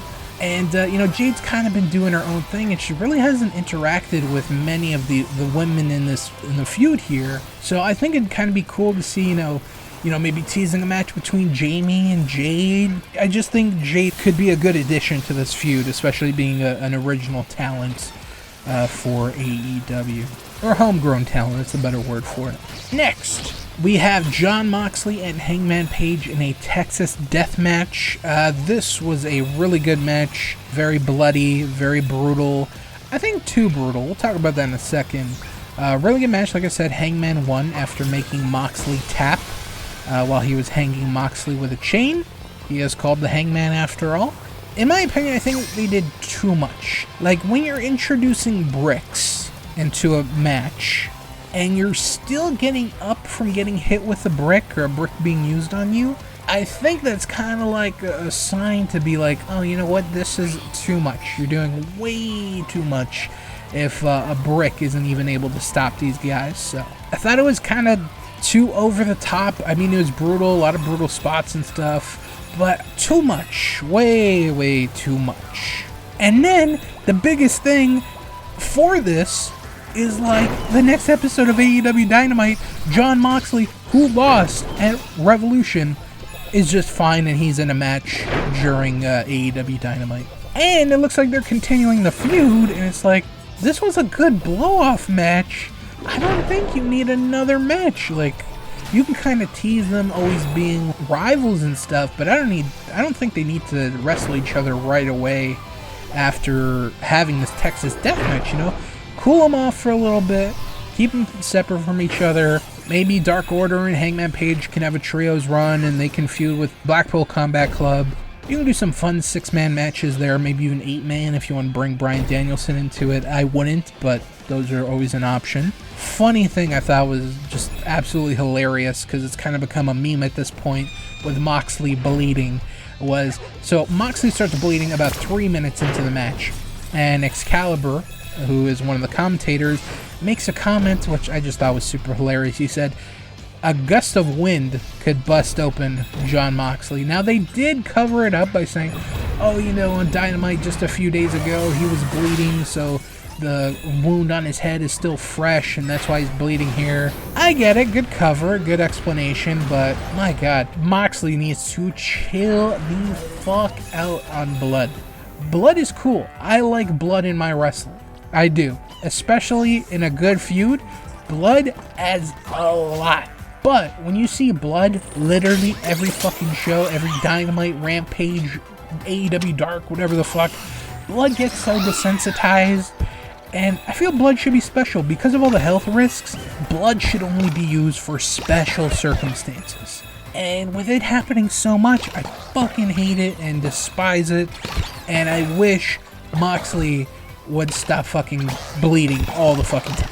Yeah, just a really brutal match. I did enjoy it, but like I said, I thought it was a little over the top with the bricks. And one final note was Hangman debuted a new theme, and it was awesome. I don't know if this is going to be like a special pay-per-view kind of entrance theme. I'm hoping he keeps it as his permanent theme song, but dope entrance that he had with it. Next, we had Wardlow and Samoa Joe for the AEW TNT title. In my opinion, I thought this was probably the worst match on the show. You know, this was another one that they kind of built up to a personal feud, but I don't really think the match delivered to the standards that they were kind of building it towards. It was pretty good, but compared to everything else on the show, I thought it was the worst thing. Wardlow won and is the new AEW TNT champion. Not a fan of the ending. It does make sense from kind of a story perspective where Joe ended up passing out in a submission, and that's Samoa Joe's finish, and Wardlow used Joe's finish to finish him off. But Wardlow said he was literally going to kill Samoa Joe, so I was expecting a lot of power bombs. But I think Samoa Joe was either working injured or maybe he's just really good at selling. But it seemed like he hurt his ribs. I don't know if that happened during the match or him coming into the match, but it seemed like he had a rib issue, so he definitely wasn't going to be taking those power bombs, so I guess the ending made sense. But yeah, I just would have liked more from Wardlow. Show some fucking aggression and show me the Wardlow of old, because like Wardlow was super hot at one point. People loved the Powerbomb Symphony. And then he fucking nosedived right into the ground when he lost the TNT title. Now he's just another guy. And honestly, I think he should kind of change up his look right now. You have him, he cut his hair.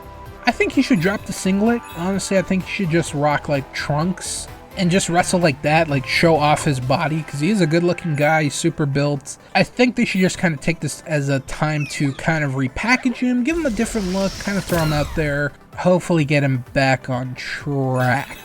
But he's already off track, because on the next episode of AEW Dynamite, he lost the TNT title to Powerhouse Hobbs. So I don't know what the fuck they have planned for Wardlow. No fucking idea at the moment, so I'm very interested to see what they do with him. I like Hobbs being the TNT champion, but why didn't he just win it at the last pay-per-view in the three-way? And then just build the feud between Wardlow and Hobbs, and then just kind of phase Samoa Joe out. Anyways, next match, the Guns versus Orange Cassidy and Danhausen versus the Acclaimed versus Jeff Jarrett and Jay Lethal in a four-way for the AEW Tag Team titles. I thought this was a good match. The Guns ended up winning and retaining the AEW Tag Team titles. I was kind of worried about this match going in because you got the Guns. They have grown on me. I don't think they're the best tag team in terms of like in-ring matches, but they're super entertaining on the mic and just their mannerisms and stuff and facials, especially Austin. You have the Acclaimed, obviously former champs, makes sense. Jeff Jarrett and Jay Lethal, I can dig it. I actually really like Jeff Jarrett. I know it's a really unpopular opinion, but I like the role that he's at. He's not taking over the show, and I think he's good in the spots that he's in, so I actually like him quite a bit. I like the little group that he's in. And then the fourth team, Orange Cassidy and Danhausen, I just thought was super weird. Obviously, Orange Cassidy, everyone loves him. Makes sense. And then as far as Danhausen, I haven't seen too many of Danhausen's matches. I like him more as a character, but like I would have liked to see like a real fourth team in this match, like best friends. Like AEW has so many good tag teams.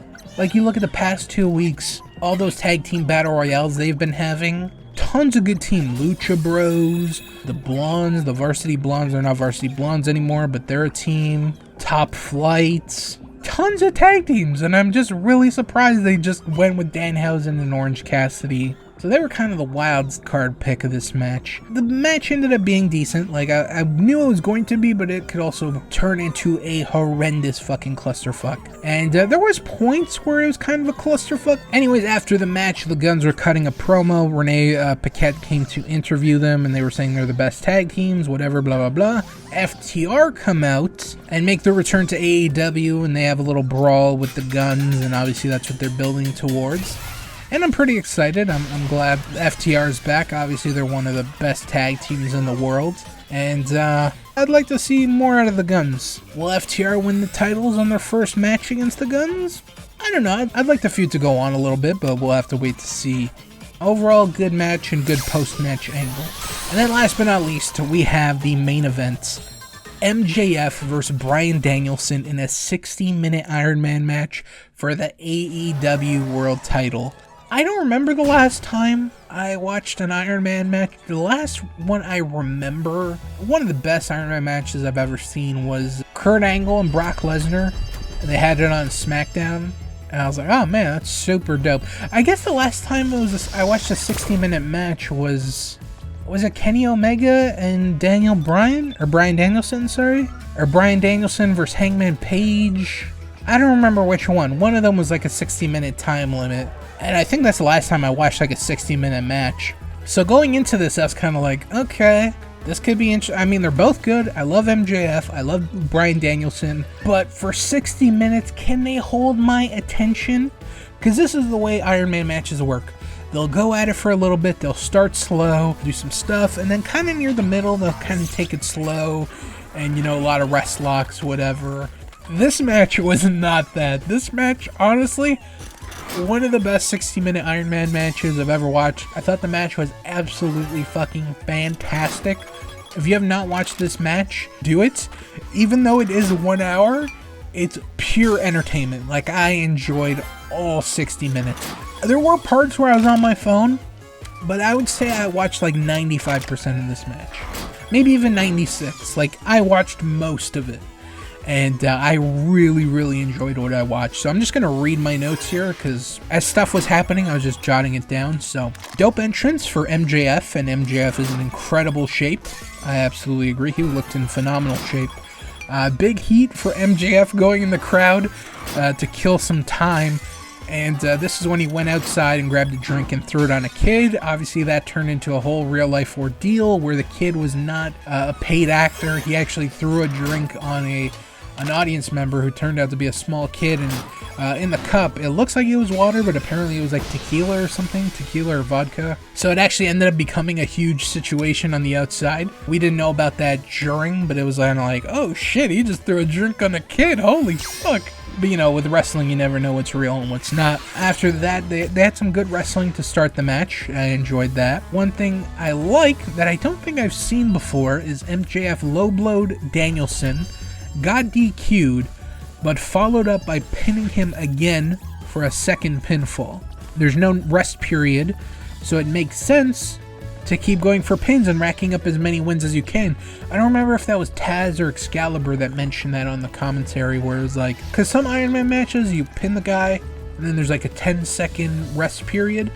It wasn't like that for here. They didn't have that rule. So if you fucking get a chair, smash the guy over the head, alright, you lose a point, or not, your opponent wins because you lose by DQ, but you can get like 2-3 pins off them right there and steal like 2 or 3 victories and then put yourself in a good lead. So even though you get disqualified, you still end up coming out on top because you've wounded your opponent and you managed to sneak in 2 victories. So I actually really like that spot. I thought it was very clever. MJF's elbow through the table, the tombstone through the table, and the figure 4 leg lock where they were slapping each other. Those were some of my favorite spots in the match. So the last few minutes of the match, the score was 3-3. Final 2 minutes, Danielson had MJF in a submission. The timer hit 0. As soon as it hit 0, MJF taps. Crowd's like, oh, what the fuck happened? Did Bryan win, or what? You know what's going on here? The crowd was booing when they found out that it was a draw at first. Tony Schiavone comes to ringside and says, Tony Khan says this match will not end in a draw. It will continue to sudden death. The match is going to continue, and I love that as soon as the match was over, they had like an EMT come and put an oxygen mask on MJF. I thought that was fucking hilarious. they not only went for 60 minutes, they ended up going for like another 4 or 5 minutes after that. And even that was fucking awesome. So in that 4 to 5 minutes, MJF finally won and made Bryan Danielson tap out. And a lot of shenanigans, you know, the dynamite ring, hit him with the oxygen tank. A lot of cool stuff. I actually really enjoyed this match. They kept a great pace throughout the whole match. I would say they were going full speed almost the whole thing. Like, it was pretty much a sprint through the whole match. Like, they really didn't take it easy. They did and they didn't. Obviously, there was points where they were selling and both men were down because of exhaustion and stuff like that.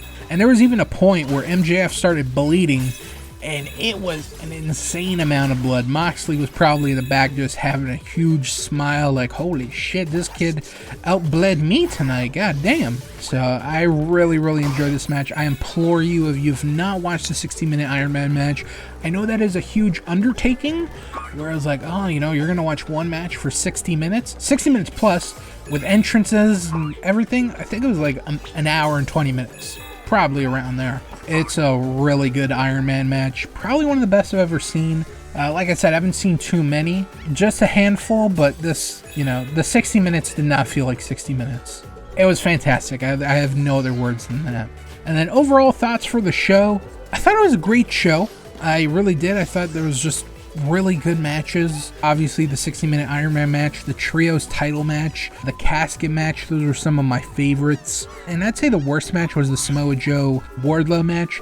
It wasn't bad, it just wasn't what I thought it should be, in my opinion. So the one complaint I have with this show is there was no real breathing room. You know, during a pay-per-view, there's always like one match where you can kind of go to the washroom, grab something to eat, get a drink, do whatever the fuck you gotta do. And there was no real downtime in this show. I wanted to watch all the matches. Probably Wardlow and Samoa Joe would have been like my bathroom break match. I was waiting for it. I was like, oh man, this is gonna get good, and then just kind of ended. I did end up going to the washroom during the tag title match, the intro, so I didn't get to see if the Acclaimed had a rap. I'm assuming they did, especially on a pay-per-view, but I'm like, okay, there's going to be 4 teams, they're going to have semi-long intros, plus the intro to the match, like, oh, this is for the AEW World Tag Team titles. So I'm like, oh, you know what, I want to be there for the whole 60 minutes, I got to go to the washroom now, so I went during the tag team match. Yeah, like I said, with the main event being a 1-hour match, everything kind of has to go super fast, because you know the last match is going to go for an hour. So it pretty much was just match after match after match after match. There's really no downtime or time to decompress. So that was my only downside of the pay-per-view, especially watching it live, where if you're watching it, you know, after, like if you decide, oh, I'm going to watch it this weekend or whatever, you can watch it at your own pace, you know. You can skip matches, you can pause whenever, but watching it live was kind of a battle. But I would say overall, really good show, solid show, really enjoyed it, highly recommend the 60-minute Iron Man match, the trios title as well, and one of my personal favorites, I would recommend the casket match, because I really like that story. So yeah, those were my thoughts on AEW Revolution 2023. Obviously, WrestleMania is coming up around the corner. I haven't really been keeping up with Raw or SmackDown, so I'm not too sure what's happening there. I just kind of read the results after. I watch YouTube videos of like clips from the show, but I'm not actively watching Raw or SmackDown or whatever. I don't know if there's been any new matches announced, to be honest. That's how much I've been paying attention. I'm not too sure, but I am looking forward to WrestleMania whenever it happens. As far as wrestling talk, maybe for the next episode, I'm going to try and watch Ring of Honor episode 1. Maybe even episode 2 as well, and just kind of give my thoughts so far on the Ring of Honor product. And then, I don't know, we'll see what else kind of pops up on the radar. And then I guess we'll kind of get into the movie stuff. Watched a few movies, didn't watch too many. I watched 5. One I didn't really enjoy, and then I thought everything else was pretty good. So I'll just go through these real quick. So the first movie I watched, and probably the worst movie, was Army of the Dead. This is a zombie apocalypse movie and a heist movie, which 2 genres I didn't think would kind of go together, but whatever. This is directed by Zack Snyder, and this is a Netflix exclusive movie. Premise of the movie is you have Dave Bautista, who's the star. He's the main actor. A guy comes to him. I guess we'll back up. We'll talk about the zombie apocalypse. So there's a zombie apocalypse that breaks out into Las Vegas. They quarantine Las Vegas. They build walls around it, and the zombies have just taken over Las Vegas. The people have just given up hope on Vegas. They're just like, you know what, fuck it. The zombies can have it. It's a giant piece of shit. They can run the casinos. This guy comes to Bautista and is like, hey, I've got a bunch of money in a vault under one of the casinos. I want you to get it. I want you to go in the zombie area, and I want you to get my money. And I want you to put a crew together to get this money. He ends up deciding to do it, and that's basically what the movie is. It is a heist movie in a zombie apocalypse. Very weird genre. When I heard this, I was like, it sounds so dumb. Like, why do you care about money in a zombie apocalypse movie? Obviously, the zombie apocalypse has not taken over the whole world. It's just in Vegas. But, like, when you think of zombie apocalypse, you think kind of like the end of the world. So it's like money doesn't really matter. So it's like, what the fuck do you care about this? I don't know. The genres just don't go together, in my opinion. But I thought it was an interesting attempt. It was better than what I expected. Like I said, I thought the genres were gonna kind of conflict and kind of get a dumb product from it, but it ended up being decent. I didn't really enjoy the beginning. I thought it was way too long. The movie's like 2.5 hours. It does not need to be 2.5 hours. The first 50 minutes are Bautista assembling his team, like literally 50 minutes before they get into the zombie area. And I was like, ugh, this is fucking dragging its feet. Obviously, the story devolves into more stuff. There's a sub-story that turns into a main plot, but the whole catalyst for the movie is getting the money from the casino vault. So, Bautista was the main star. There was a couple other actors, but I really did not know them, so I didn't write down their names. Usually, I like to write down the stars of the movie, but, like, I didn't really care for it, so I'm like, oh, fuck these actors. But Bautista, he was the star of the movie. Intro was cool, but completely different from what the movie came to be. When you think of a zombie movie in Vegas, you think of zombies in a casino, people playing on the slot machines and just zombies coming to bite them, Elvis impersonators, Siegfried and Roy, You think of all this ridiculous shit, like typical Vegas shit. And that's all in the intro, but it's like not in the movie at all. The movie takes itself very seriously when I think it should be less serious. Like, you should have a little more fun. You're in Vegas and in a zombie movie. And there's a lot of cool stuff that, like, they were building towards and never did anything with. Like, there's a zombie tiger. That's pretty cool. I would have liked more on that. There was these zombies that they talk about where as soon as they go in, there's these zombies that are all like dried out on the sides, and they're like, oh yeah, when it rains, these zombies come to life, and they're fucking killers. We never get to see that. They just kind of tease it. And then there was like zombie robots, which is like, what the fuck? Why are zombies working with robot zombies? Like, are the robot zombies spying on the zombies, giving information to the government? Like, what the fuck? It was just really weird. A lot of weird stuff. I wrote a little joke here that maybe they're going to include all that stuff in the Snyder Cut, which I hope to God doesn't come out, because the movie would be like 4 hours, like the Justice League movie. And 2.5 hours for this movie was already fucking deadly, so I hope there's no Snyder Cut of this coming. But apparently they're building out a universe around this. Apparently there's an animated show coming, and there's a sequel spin-off type thing that's in the works, so we're going to be getting more of this. And the ending did kind of tease the virus spreading outside of Vegas. Oh, I forgot to mention, they're kind of work against the clock because obviously they're trying to break into the vault and get the money. And then the government announces, hey, we're actually going to put a nuke into Vegas. We're going to launch a nuke, and we're just going to blow it off the face of the earth. And we don't give a fuck about it. We're going to cut our costs there. So not only do they have to get the vault and not alert all the zombies and shit, now they have to work against a nuke coming to wipe them off the face of the earth. The best way to describe this movie is if Payday 2 and Left 4 Dead had a baby, it would be this. Where Left 4 Dead, obviously a zombie game, Payday 2, a game about robbing banks and stealing stuff, heisting stuff, that would be what this movie is. So it was okay. I wouldn't recommend it. If you're looking for a zombie movie, watch the last episode of Gangster Plays where I talk about Train to Busan. That's an awesome zombie movie if you want a zombie movie. As far as Army of the Dead, avoid it. Avoid it like the plague. Early on in this episode, I made mention of Angry Birds, and yes, I finally watched Angry Birds 2. Watched Angry Birds, I think it was for 2 episodes ago, and I actually enjoyed it way more than I expected to.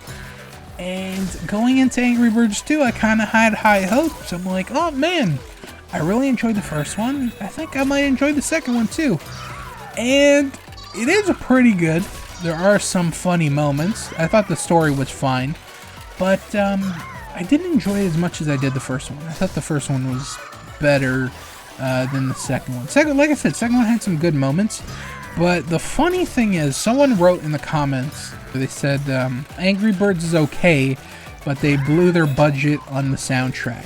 I can't fucking agree with that more. Like, my god, the first 15 minutes of this movie, they played like 4 or 5 big-time pop songs. Like, insane. And it's back to back. And this is only the first 15 minutes of the movie. I don't remember what the songs were, but they were big, like, radio smash singles. Like, just fucking ginormous songs. So, yeah, they paid a lot of money to license these fucking songs for this movie. And it doesn't even end there. There's big songs throughout the whole movie. Like, at one point I'm just like, man, is this even a movie? Or is this a fucking music video? Like, that's how much music was in this. And I expect music, you know, obviously it's a kid's movie. Kids like loud noises and funny stuff. And I do too. But holy fuck, there was too much music. Way too much music. Like, I know that's a stupid complaint, but you have to watch the movie to really be like, okay, yeah, they're really going nuts with this fucking, with the music, god damn. They even had Baby Shark. The voice cast was pretty much the same as the first movie. There was a couple added characters, but for the most part, it was pretty much the same cast as the first movie. The story revolves around the birds. They have their own island, obviously, and the pigs have their own island, and they're constantly at, like, they're not like at a full-blown war, but they kind of harass each other a lot. And then it come to find out that there's a third island, and the third island has birds on it, but the third island wants to take over the Angry Birds Island and the Pig Island. So they have to team up together to take on the third island and stop them. It made for a lot of fun stuff, the pigs and the birds teaming up together. A lot of funny moments. I enjoyed it a lot. But overall, I would say the first one is way better. Oh, and also, there's a side story of these 3 little birds trying to save their egg. I enjoyed that. That was a little side story that kind of like woven throughout the main story. The main story is the island war, but this little story of the eggs, the little birds trying to save the eggs, super cute, super adorable. And then obviously they meet some pigs, and the pigs try and help the birds. It's really adorable. I really like that part of the movie. Next movie I watched was A Quiet Place Part 2. This was one movie I was debating about because I'm like, man, I don't really remember A Quiet Place Part 1. I was gonna watch the first one and then watch the second one, but I'm like, you know what, fuck it. I'm just gonna watch the second one. When the first one came out, I thought it was a little overrated. Like, I thought it was good, but people were talking about it like it was fucking incredible. And I didn't really agree with that per se. I thought it was good, I didn't think it was great. I thought it was an interesting concept. I didn't watch Bird Box, but it's a similar concept to that. I don't know which one came out first. I think they came out around the same time.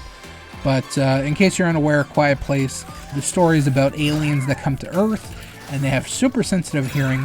So any kind of sound or movement or anything, they're super fast, they're on you, they're gonna wipe the floor with you. So the first movie revolved around a family who basically lives in this world. They've adapted to kind of doing everything in silence, and you know, they have a daughter who's deaf, and she plays a big role in the first movie and the second movie. We're going to talk about the second movie more, but just giving the premise. So the second movie actually takes place right after the first one, where they kill the alien.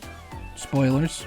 Not really. That's not a big spoiler. So they kill the alien. They decide to leave the compound that they're at, the farm, and they decide to go and like kind of basically meet with other survivors. And they meet this person who they actually know, because their kids used to play baseball together. And that actor is played by Cillian Murphy. We'll talk more about him later. The beginning portion of the movie is all about... It kind of shows the aliens. Like, in the first movie, we don't really get too much information about where the aliens came from. Or maybe we do, I don't really remember, to be honest. But the second movie starts out with showing the aliens coming to Earth and wiping out this little town that they live in. And I thought it was a really good opening scene. I really enjoyed it a lot. So as far as the whole movie, I would say it was pretty good. I enjoyed it. I thought it was very tense. There was a lot of moments where it was like, holy shit, are they going to survive? What's going to happen here? Blah, blah, blah. Good acting on all parts. I think everyone did a phenomenal job in the movie, acting-wise. Don't really have anything bad to say. And good sound. Obviously, in a movie all about sound, where sound plays a pivotal role and it doesn't play a pivotal role in the sense of, like, you know, the monsters are all sound-based, so the sound is very important there, but then you have one of the main characters who's deaf and doesn't really know what's going on around her half the time. And one thing I really liked about the second movie, I think they did in the first movie too, was the daughter's deaf and she doesn't use her hearing aid because, like, there's like some feedback that comes and bothers her. And there's a bunch of scenes that kind of focus on her, and basically they mute the audio whenever we're kind of with her, so she doesn't really know about her surroundings. She doesn't know when she's being loud. She doesn't know when there's kind of aliens around her. But she's a badass girl, and she's actually deaf. The actor is deaf. Her name is Millicent Simmons, and I thought she was really good in the movie. I really enjoyed her. As far as the cast, we've got Emily Blunt, John Krasinski, who directed this movie and I believe directed the first one, and Cillian Murphy, who is probably the best part of this movie. I really enjoyed his arc, and I thought he was great. I really enjoyed his character, Emmett. There was one thing that really pissed me off. We'll talk about that in a second, but one of my favorite scenes that I kind of wanted to know more about. So the movie's about an hour and a half, and man, I really wanted more. I wish it was like 2 hours. There was some stuff I would have liked to see more of. Beginning of the movie is like a flashback, and that's like the first 15-20 minutes, and I think there's a couple other flashback parts. So yeah, I would have liked a longer movie. I would have liked like a solid maybe hour 45, maybe 2 hour movie. I would have liked to see them build up some stuff. The biggest thing was like the dock people. I'm not going to give away spoilers, but there's this group of people that they run into, and they're on the docks. And they're all kind of looking fucked up. Like, their eyes are all bloodshot. They kind of look like burn victims, where, like, their skin's kind of fucked up and shit. I don't know if it's, like, a really bad rash or something, but, like, I just really wanted to know more about these people. Are they cannibals? Just give me a little bit more about their whole little group, but they come and go very quickly, which kind of sucks. And then near the end, there's something that happened that kind of infuriated me. I'm not going to really go into it. I'll just mention the boat scene to the island and what happens after that. Fucking hated that so much, dude. I thought it was so fucking stupid. I'm going to go into spoiler talk, so for the next, I'd say minute, maybe skip or mute or whatever. But I kind of want to get this off my chest because it kind of fucking annoyed me. So, starting now, spoilers. So, the thing that I hated the most is boat scene. So, the whole movie they're building towards, they're going to find this island. You know, there's kind of a signal on the radio that's, there's a song that's being played. And they're kind of alluding to, like a group of people that live on an island. So anyways, they end up going to this island. But before that, you know, the dock people, like I just mentioned, and the aliens show up and end up killing those dock people. In there's a alien on a dock. And there's an alien that drowns, and that's another thing, because in the first movie, there's an alien that swims and actually goes underwater, but in this movie, the alien that went underwater drowns and died. Whatever, little inconsistency from the first movie. Cillian Murphy and the deaf girl, they're going on a boat to go to the island to find civilization. They end up finding people, and then the alien that was left on the boat somehow fucking drifted away with the waves and ended up coming to the island. What the fuck? That was so stupid. I hated that shit so much. I'm like, there's no fucking way that this alien just happened to float in a boat to the island. Now, there's two ways you can take it. Did the alien come on the people's boat, the deaf girl and the guy? or did it come? I believe it was the second. I believe it came on the second boat. But like, these people are out on the island, they're partying, whatever, and like the alien never reacts. It only reacts the next morning, where it like comes to, I don't know if it just lands or whatever, or it's resting. I don't know. It's fucking dumb. I hated that scene so much. It really, really annoyed me. Anyways, end of spoilers. That was probably over a minute. If so, I apologize. But just some stuff I had to get off my chest. A little thing that happened in the movie that annoyed me. Anyways, pretty good watch. I enjoyed it. Next movie. This was a movie that I kind of stumbled upon. So there's this actor right now who's pretty hot, and I'm not talking about sexually. Just right now, he's in a lot of popular stuff. Of note, it is he's in The Mandalorian. He's in The Last of Us show. And I think he was in something else. He's got a lot of big acting credentials to him, a lot of big stuff that he's been a part of. But the actor that I am talking about is Pedro Pascal. Right now, the internet's super in love with him. They like the guy. And he's really cool. So I kind of came upon him where YouTube recommended me a video of Pedro Pascal and Jon Favreau. They were trying out these snacks. So Pedro Pascal, he's Chilean, and then Jon Favreau, he's American. So they were trying snacks from their different countries, whatever. And it was on some YouTube channel. I don't remember what it was called. It was like one of those BuzzFeed type channels. I watched the video. It was recommended to me. And I was like, fuck it, I'll watch it. And I just found Pedro to be super charming. My God, he is so charismatic and just so likable. I was like, man, this guy is fucking awesome. And then anyways, I watched that, and 2 days later, he was on the newest episode of Hot Ones. And I was like, oh fuck, I just watched him in the snack video. I'm gonna watch the Hot Ones interview so I can get to know him a little more and learn about him, because I'm not too familiar with him, but like I said, the internet's blowing up about him. They really like him. He's got a big following right now. And during this interview, I thought he did a great job on Hot Ones. I thought he was super entertaining. Like, he just has this thing about him where he comes off as super likable. Just a very charismatic guy. Anyways, during the Hot Ones interview, they were talking about this movie that he was in with Nicolas Cage called The Unbearable Weight of Massive Talent. And they played a scene of the two of them together, and they talked about the movie, like him working with Nicolas Cage. I watched that scene from the movie, and I'm like, damn, that looks really funny. So I'm like, you know what? I'm gonna watch this fucking movie. I like Pedro Pascal. He seems like a really good guy. I like that little scene that they played. And Nicolas Cage. I haven't watched too much Nicolas Cage. I haven't watched too many movies of his. I could probably count on one hand which movies I've watched. The first one I can think of is Ghost Rider. And I can't really think of any others. I haven't watched any of his big ones like Con Air, Face Off, National Treasure. I've never watched those movies. I've just watched Ghost Rider. 1 and 2. He was in the first and second one. Nick Cage is pretty much a meme. And after watching the little clip, I was like, I gotta watch this fucking movie. I gotta watch this movie. I looked up reviews for it. Super positive. On IMDb, it's got a 7 out of 10. I don't remember what Rotten Tomatoes had it at, but it was a very positive review. So I'm like, you know what? I'm gonna watch this fucking movie. And honestly, I really enjoyed this movie. I thought it was a solid movie. Good acting, fun story, just a really fun movie.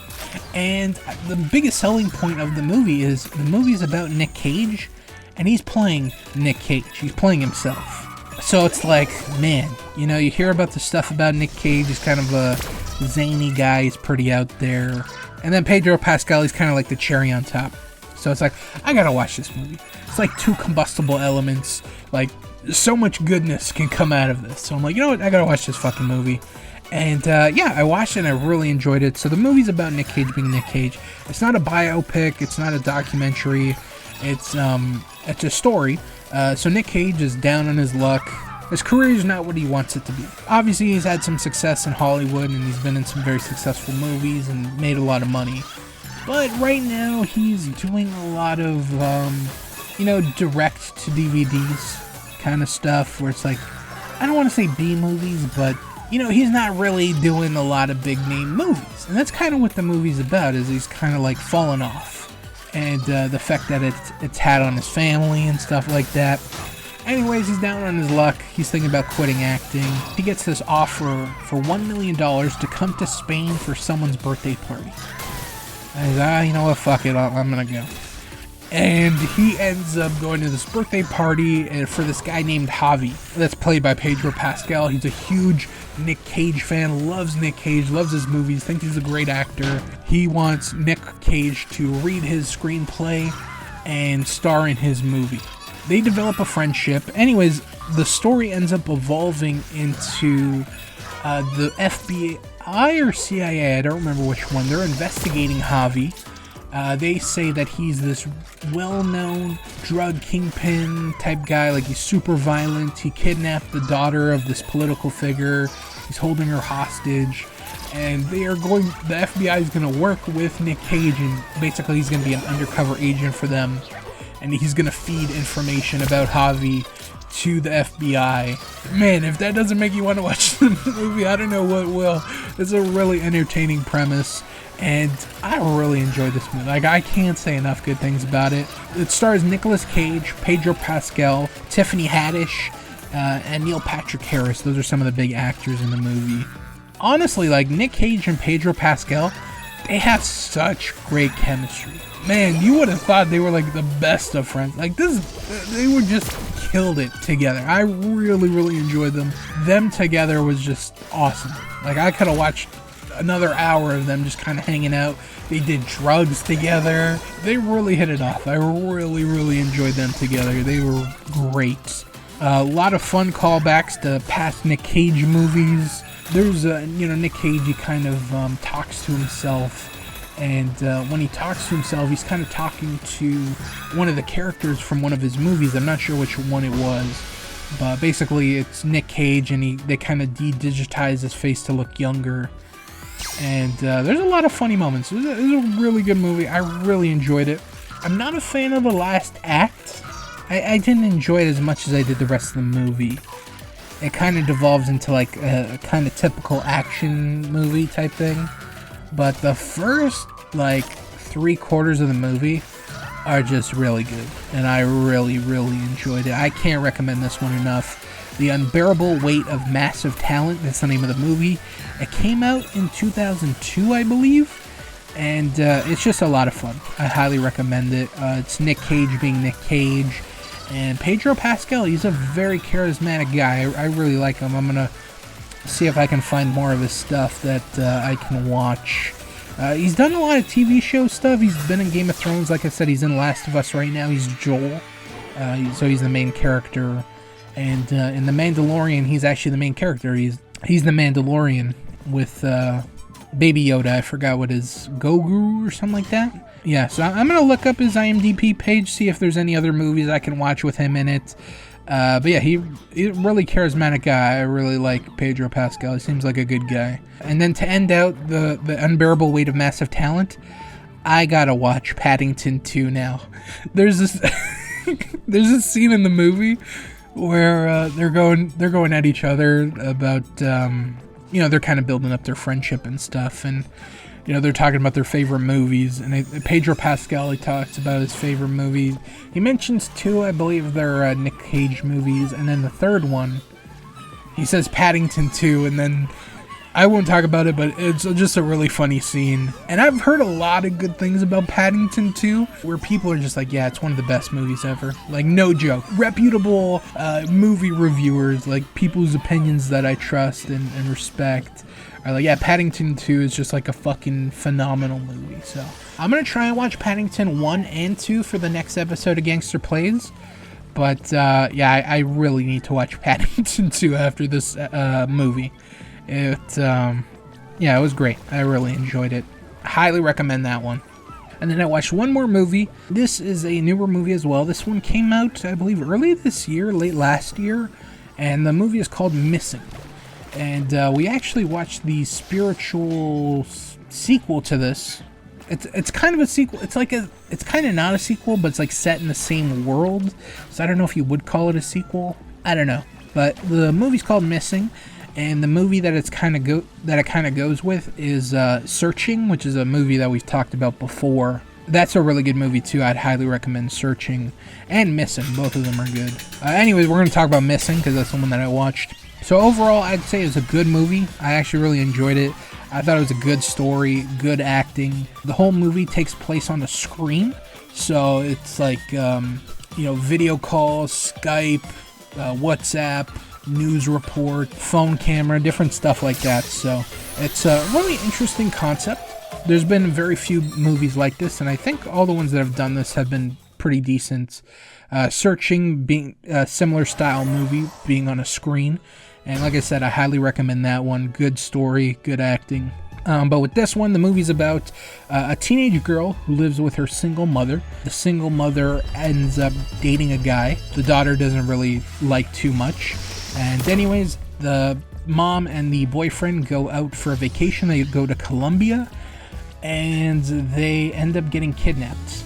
And the girl basically does everything in her power to kind of see what happened to her mom, And it's just a really good movie. I really enjoy this quite a bit. So it's starring Nia Long. She plays the mom. Storm Reid, who is about in 90% of this movie. And the movie is basically all her face, because it's her reacting and talking to people. So it's got to be really weird to act like that, to act in front of, like, obviously it's going to sound stupid, but to act in front of a camera, but like not a camera, but like a webcam, So that's got to be a weird thing. You're acting into a phone, like pick up your phone right now and talk into it like you're in a movie. It's just really a weird concept, but I thought she was fantastic. Storm Reid, she plays the main character. And I thought she did a phenomenal job. She was probably the best part of the movie. Her acting was really good. A couple other actors that were in the movie. Joaquin de Almeida. Not too familiar with him, but he played a good role in the movie. He played Javi. Actually, fun callback. The same character Pedro Pascal played in the Nick Cage movie. They have the same name. But yeah, this is a guy that was in Colombia. So she ends up finding a guy on it's like Fiverr, like where you can hire people to do tasks for you. So she hires this guy in fucking Colombia to kind of do stuff for her mobily. He was fun. I really enjoyed him a lot. And then another actor in the movie, Ken Leung, I believe is how you pronounce the name. He plays the mother's boyfriend. And fun fact, he's actually the main villain in the first Rush Hour movie. I was like, man, I recognize this guy from somewhere. I ended up looking up his IMDb page, and I'm like, holy shit, it's the fucking guy from Rush Hour. So if you watch the first movie, Searching, there's a lot of fucking twists and turns. And I was kind of expecting that with this as well. This is one of those movies where, you really got to pay attention. There's going to be twists and turns everywhere. So it's like, okay, you got to pick up on these different little things and whatever things people kind of say, kind of like offhand comments like, oh, is this going to come back later? And you just keep it in the back of your head. So I was kind of holding on to, a bunch of stuff. I'm like, oh, maybe this is going to happen and this is going to happen. And they fucking twist and turn the whole movie. And in the end, I really like the big twist. I like all the twists in the movie, honestly. When you think they're going left, they go right. And when you think they're going right, they go left.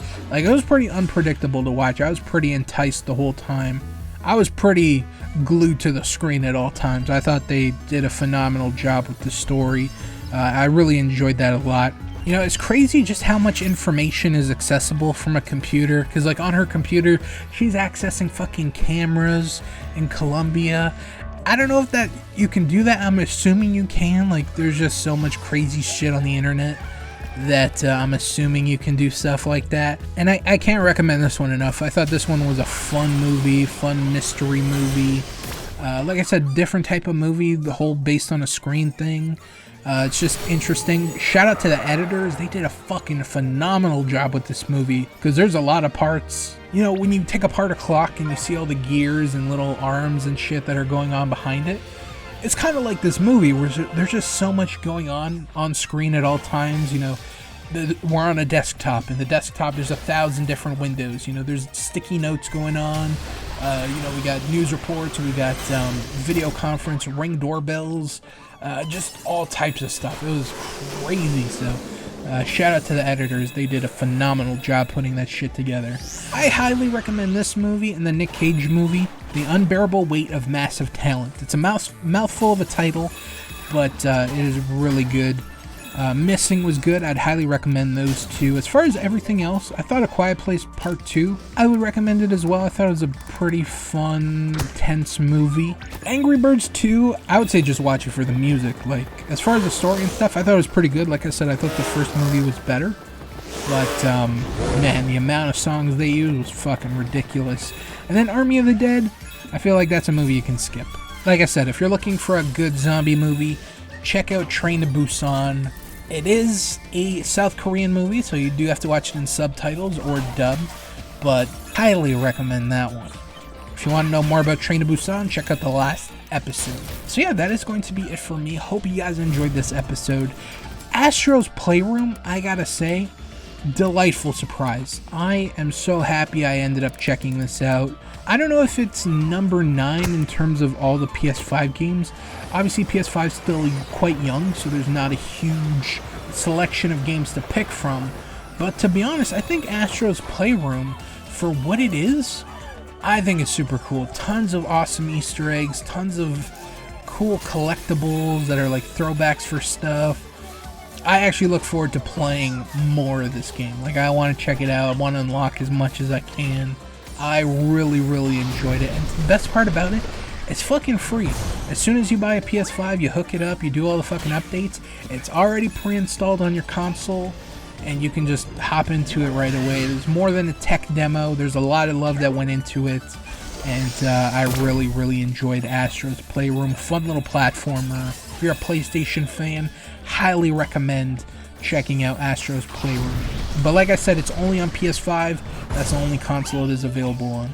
So that is going to be it for me. Hope you guys enjoyed this episode. Look forward to the next episode of Gangsta Plays. I don't know what I'm going to play. I know I mentioned a bunch of games earlier, like, oh, I thought about doing this and this and this and this. We'll wait to see. I got a list of games that I want to play. I just got to choose the order of them, but a lot of cool stuff coming up, so look forward to that. Other stuff you can look forward to. I'm going to be starting up Gotham Knights. I don't know if the first part of the new recording will be up by then, by the time you're watching this, but if not, check it out. Or if it is, check it out. If not, look forward to that. And I'm looking to start a new playthrough here. In case you missed the last episode of Miles Morales, we're done with that series. Kind of mentioned that earlier in the video. In that video, I talk about potential next series that I kind of want to do to replace Miles Morales and go along with Gotham Knights. So I threw out a couple games that I could do, but I'm also taking suggestions. So if you have any suggestions for games, or you want to know what I'm kind of looking at doing, go check out Miles Morales Part 13. That's the finale. I talk about it there, so if you're interested in that, you can skip to like the last 5-10 minutes, and I talk about it all there. So go check that out and give me some feedback. And that is going to be it for me. So like I said, I want to thank you for watching. Hope you guys enjoyed. Keep up with everything that's going on the channel. I'll catch you guys next time, and until then, guys, peace out.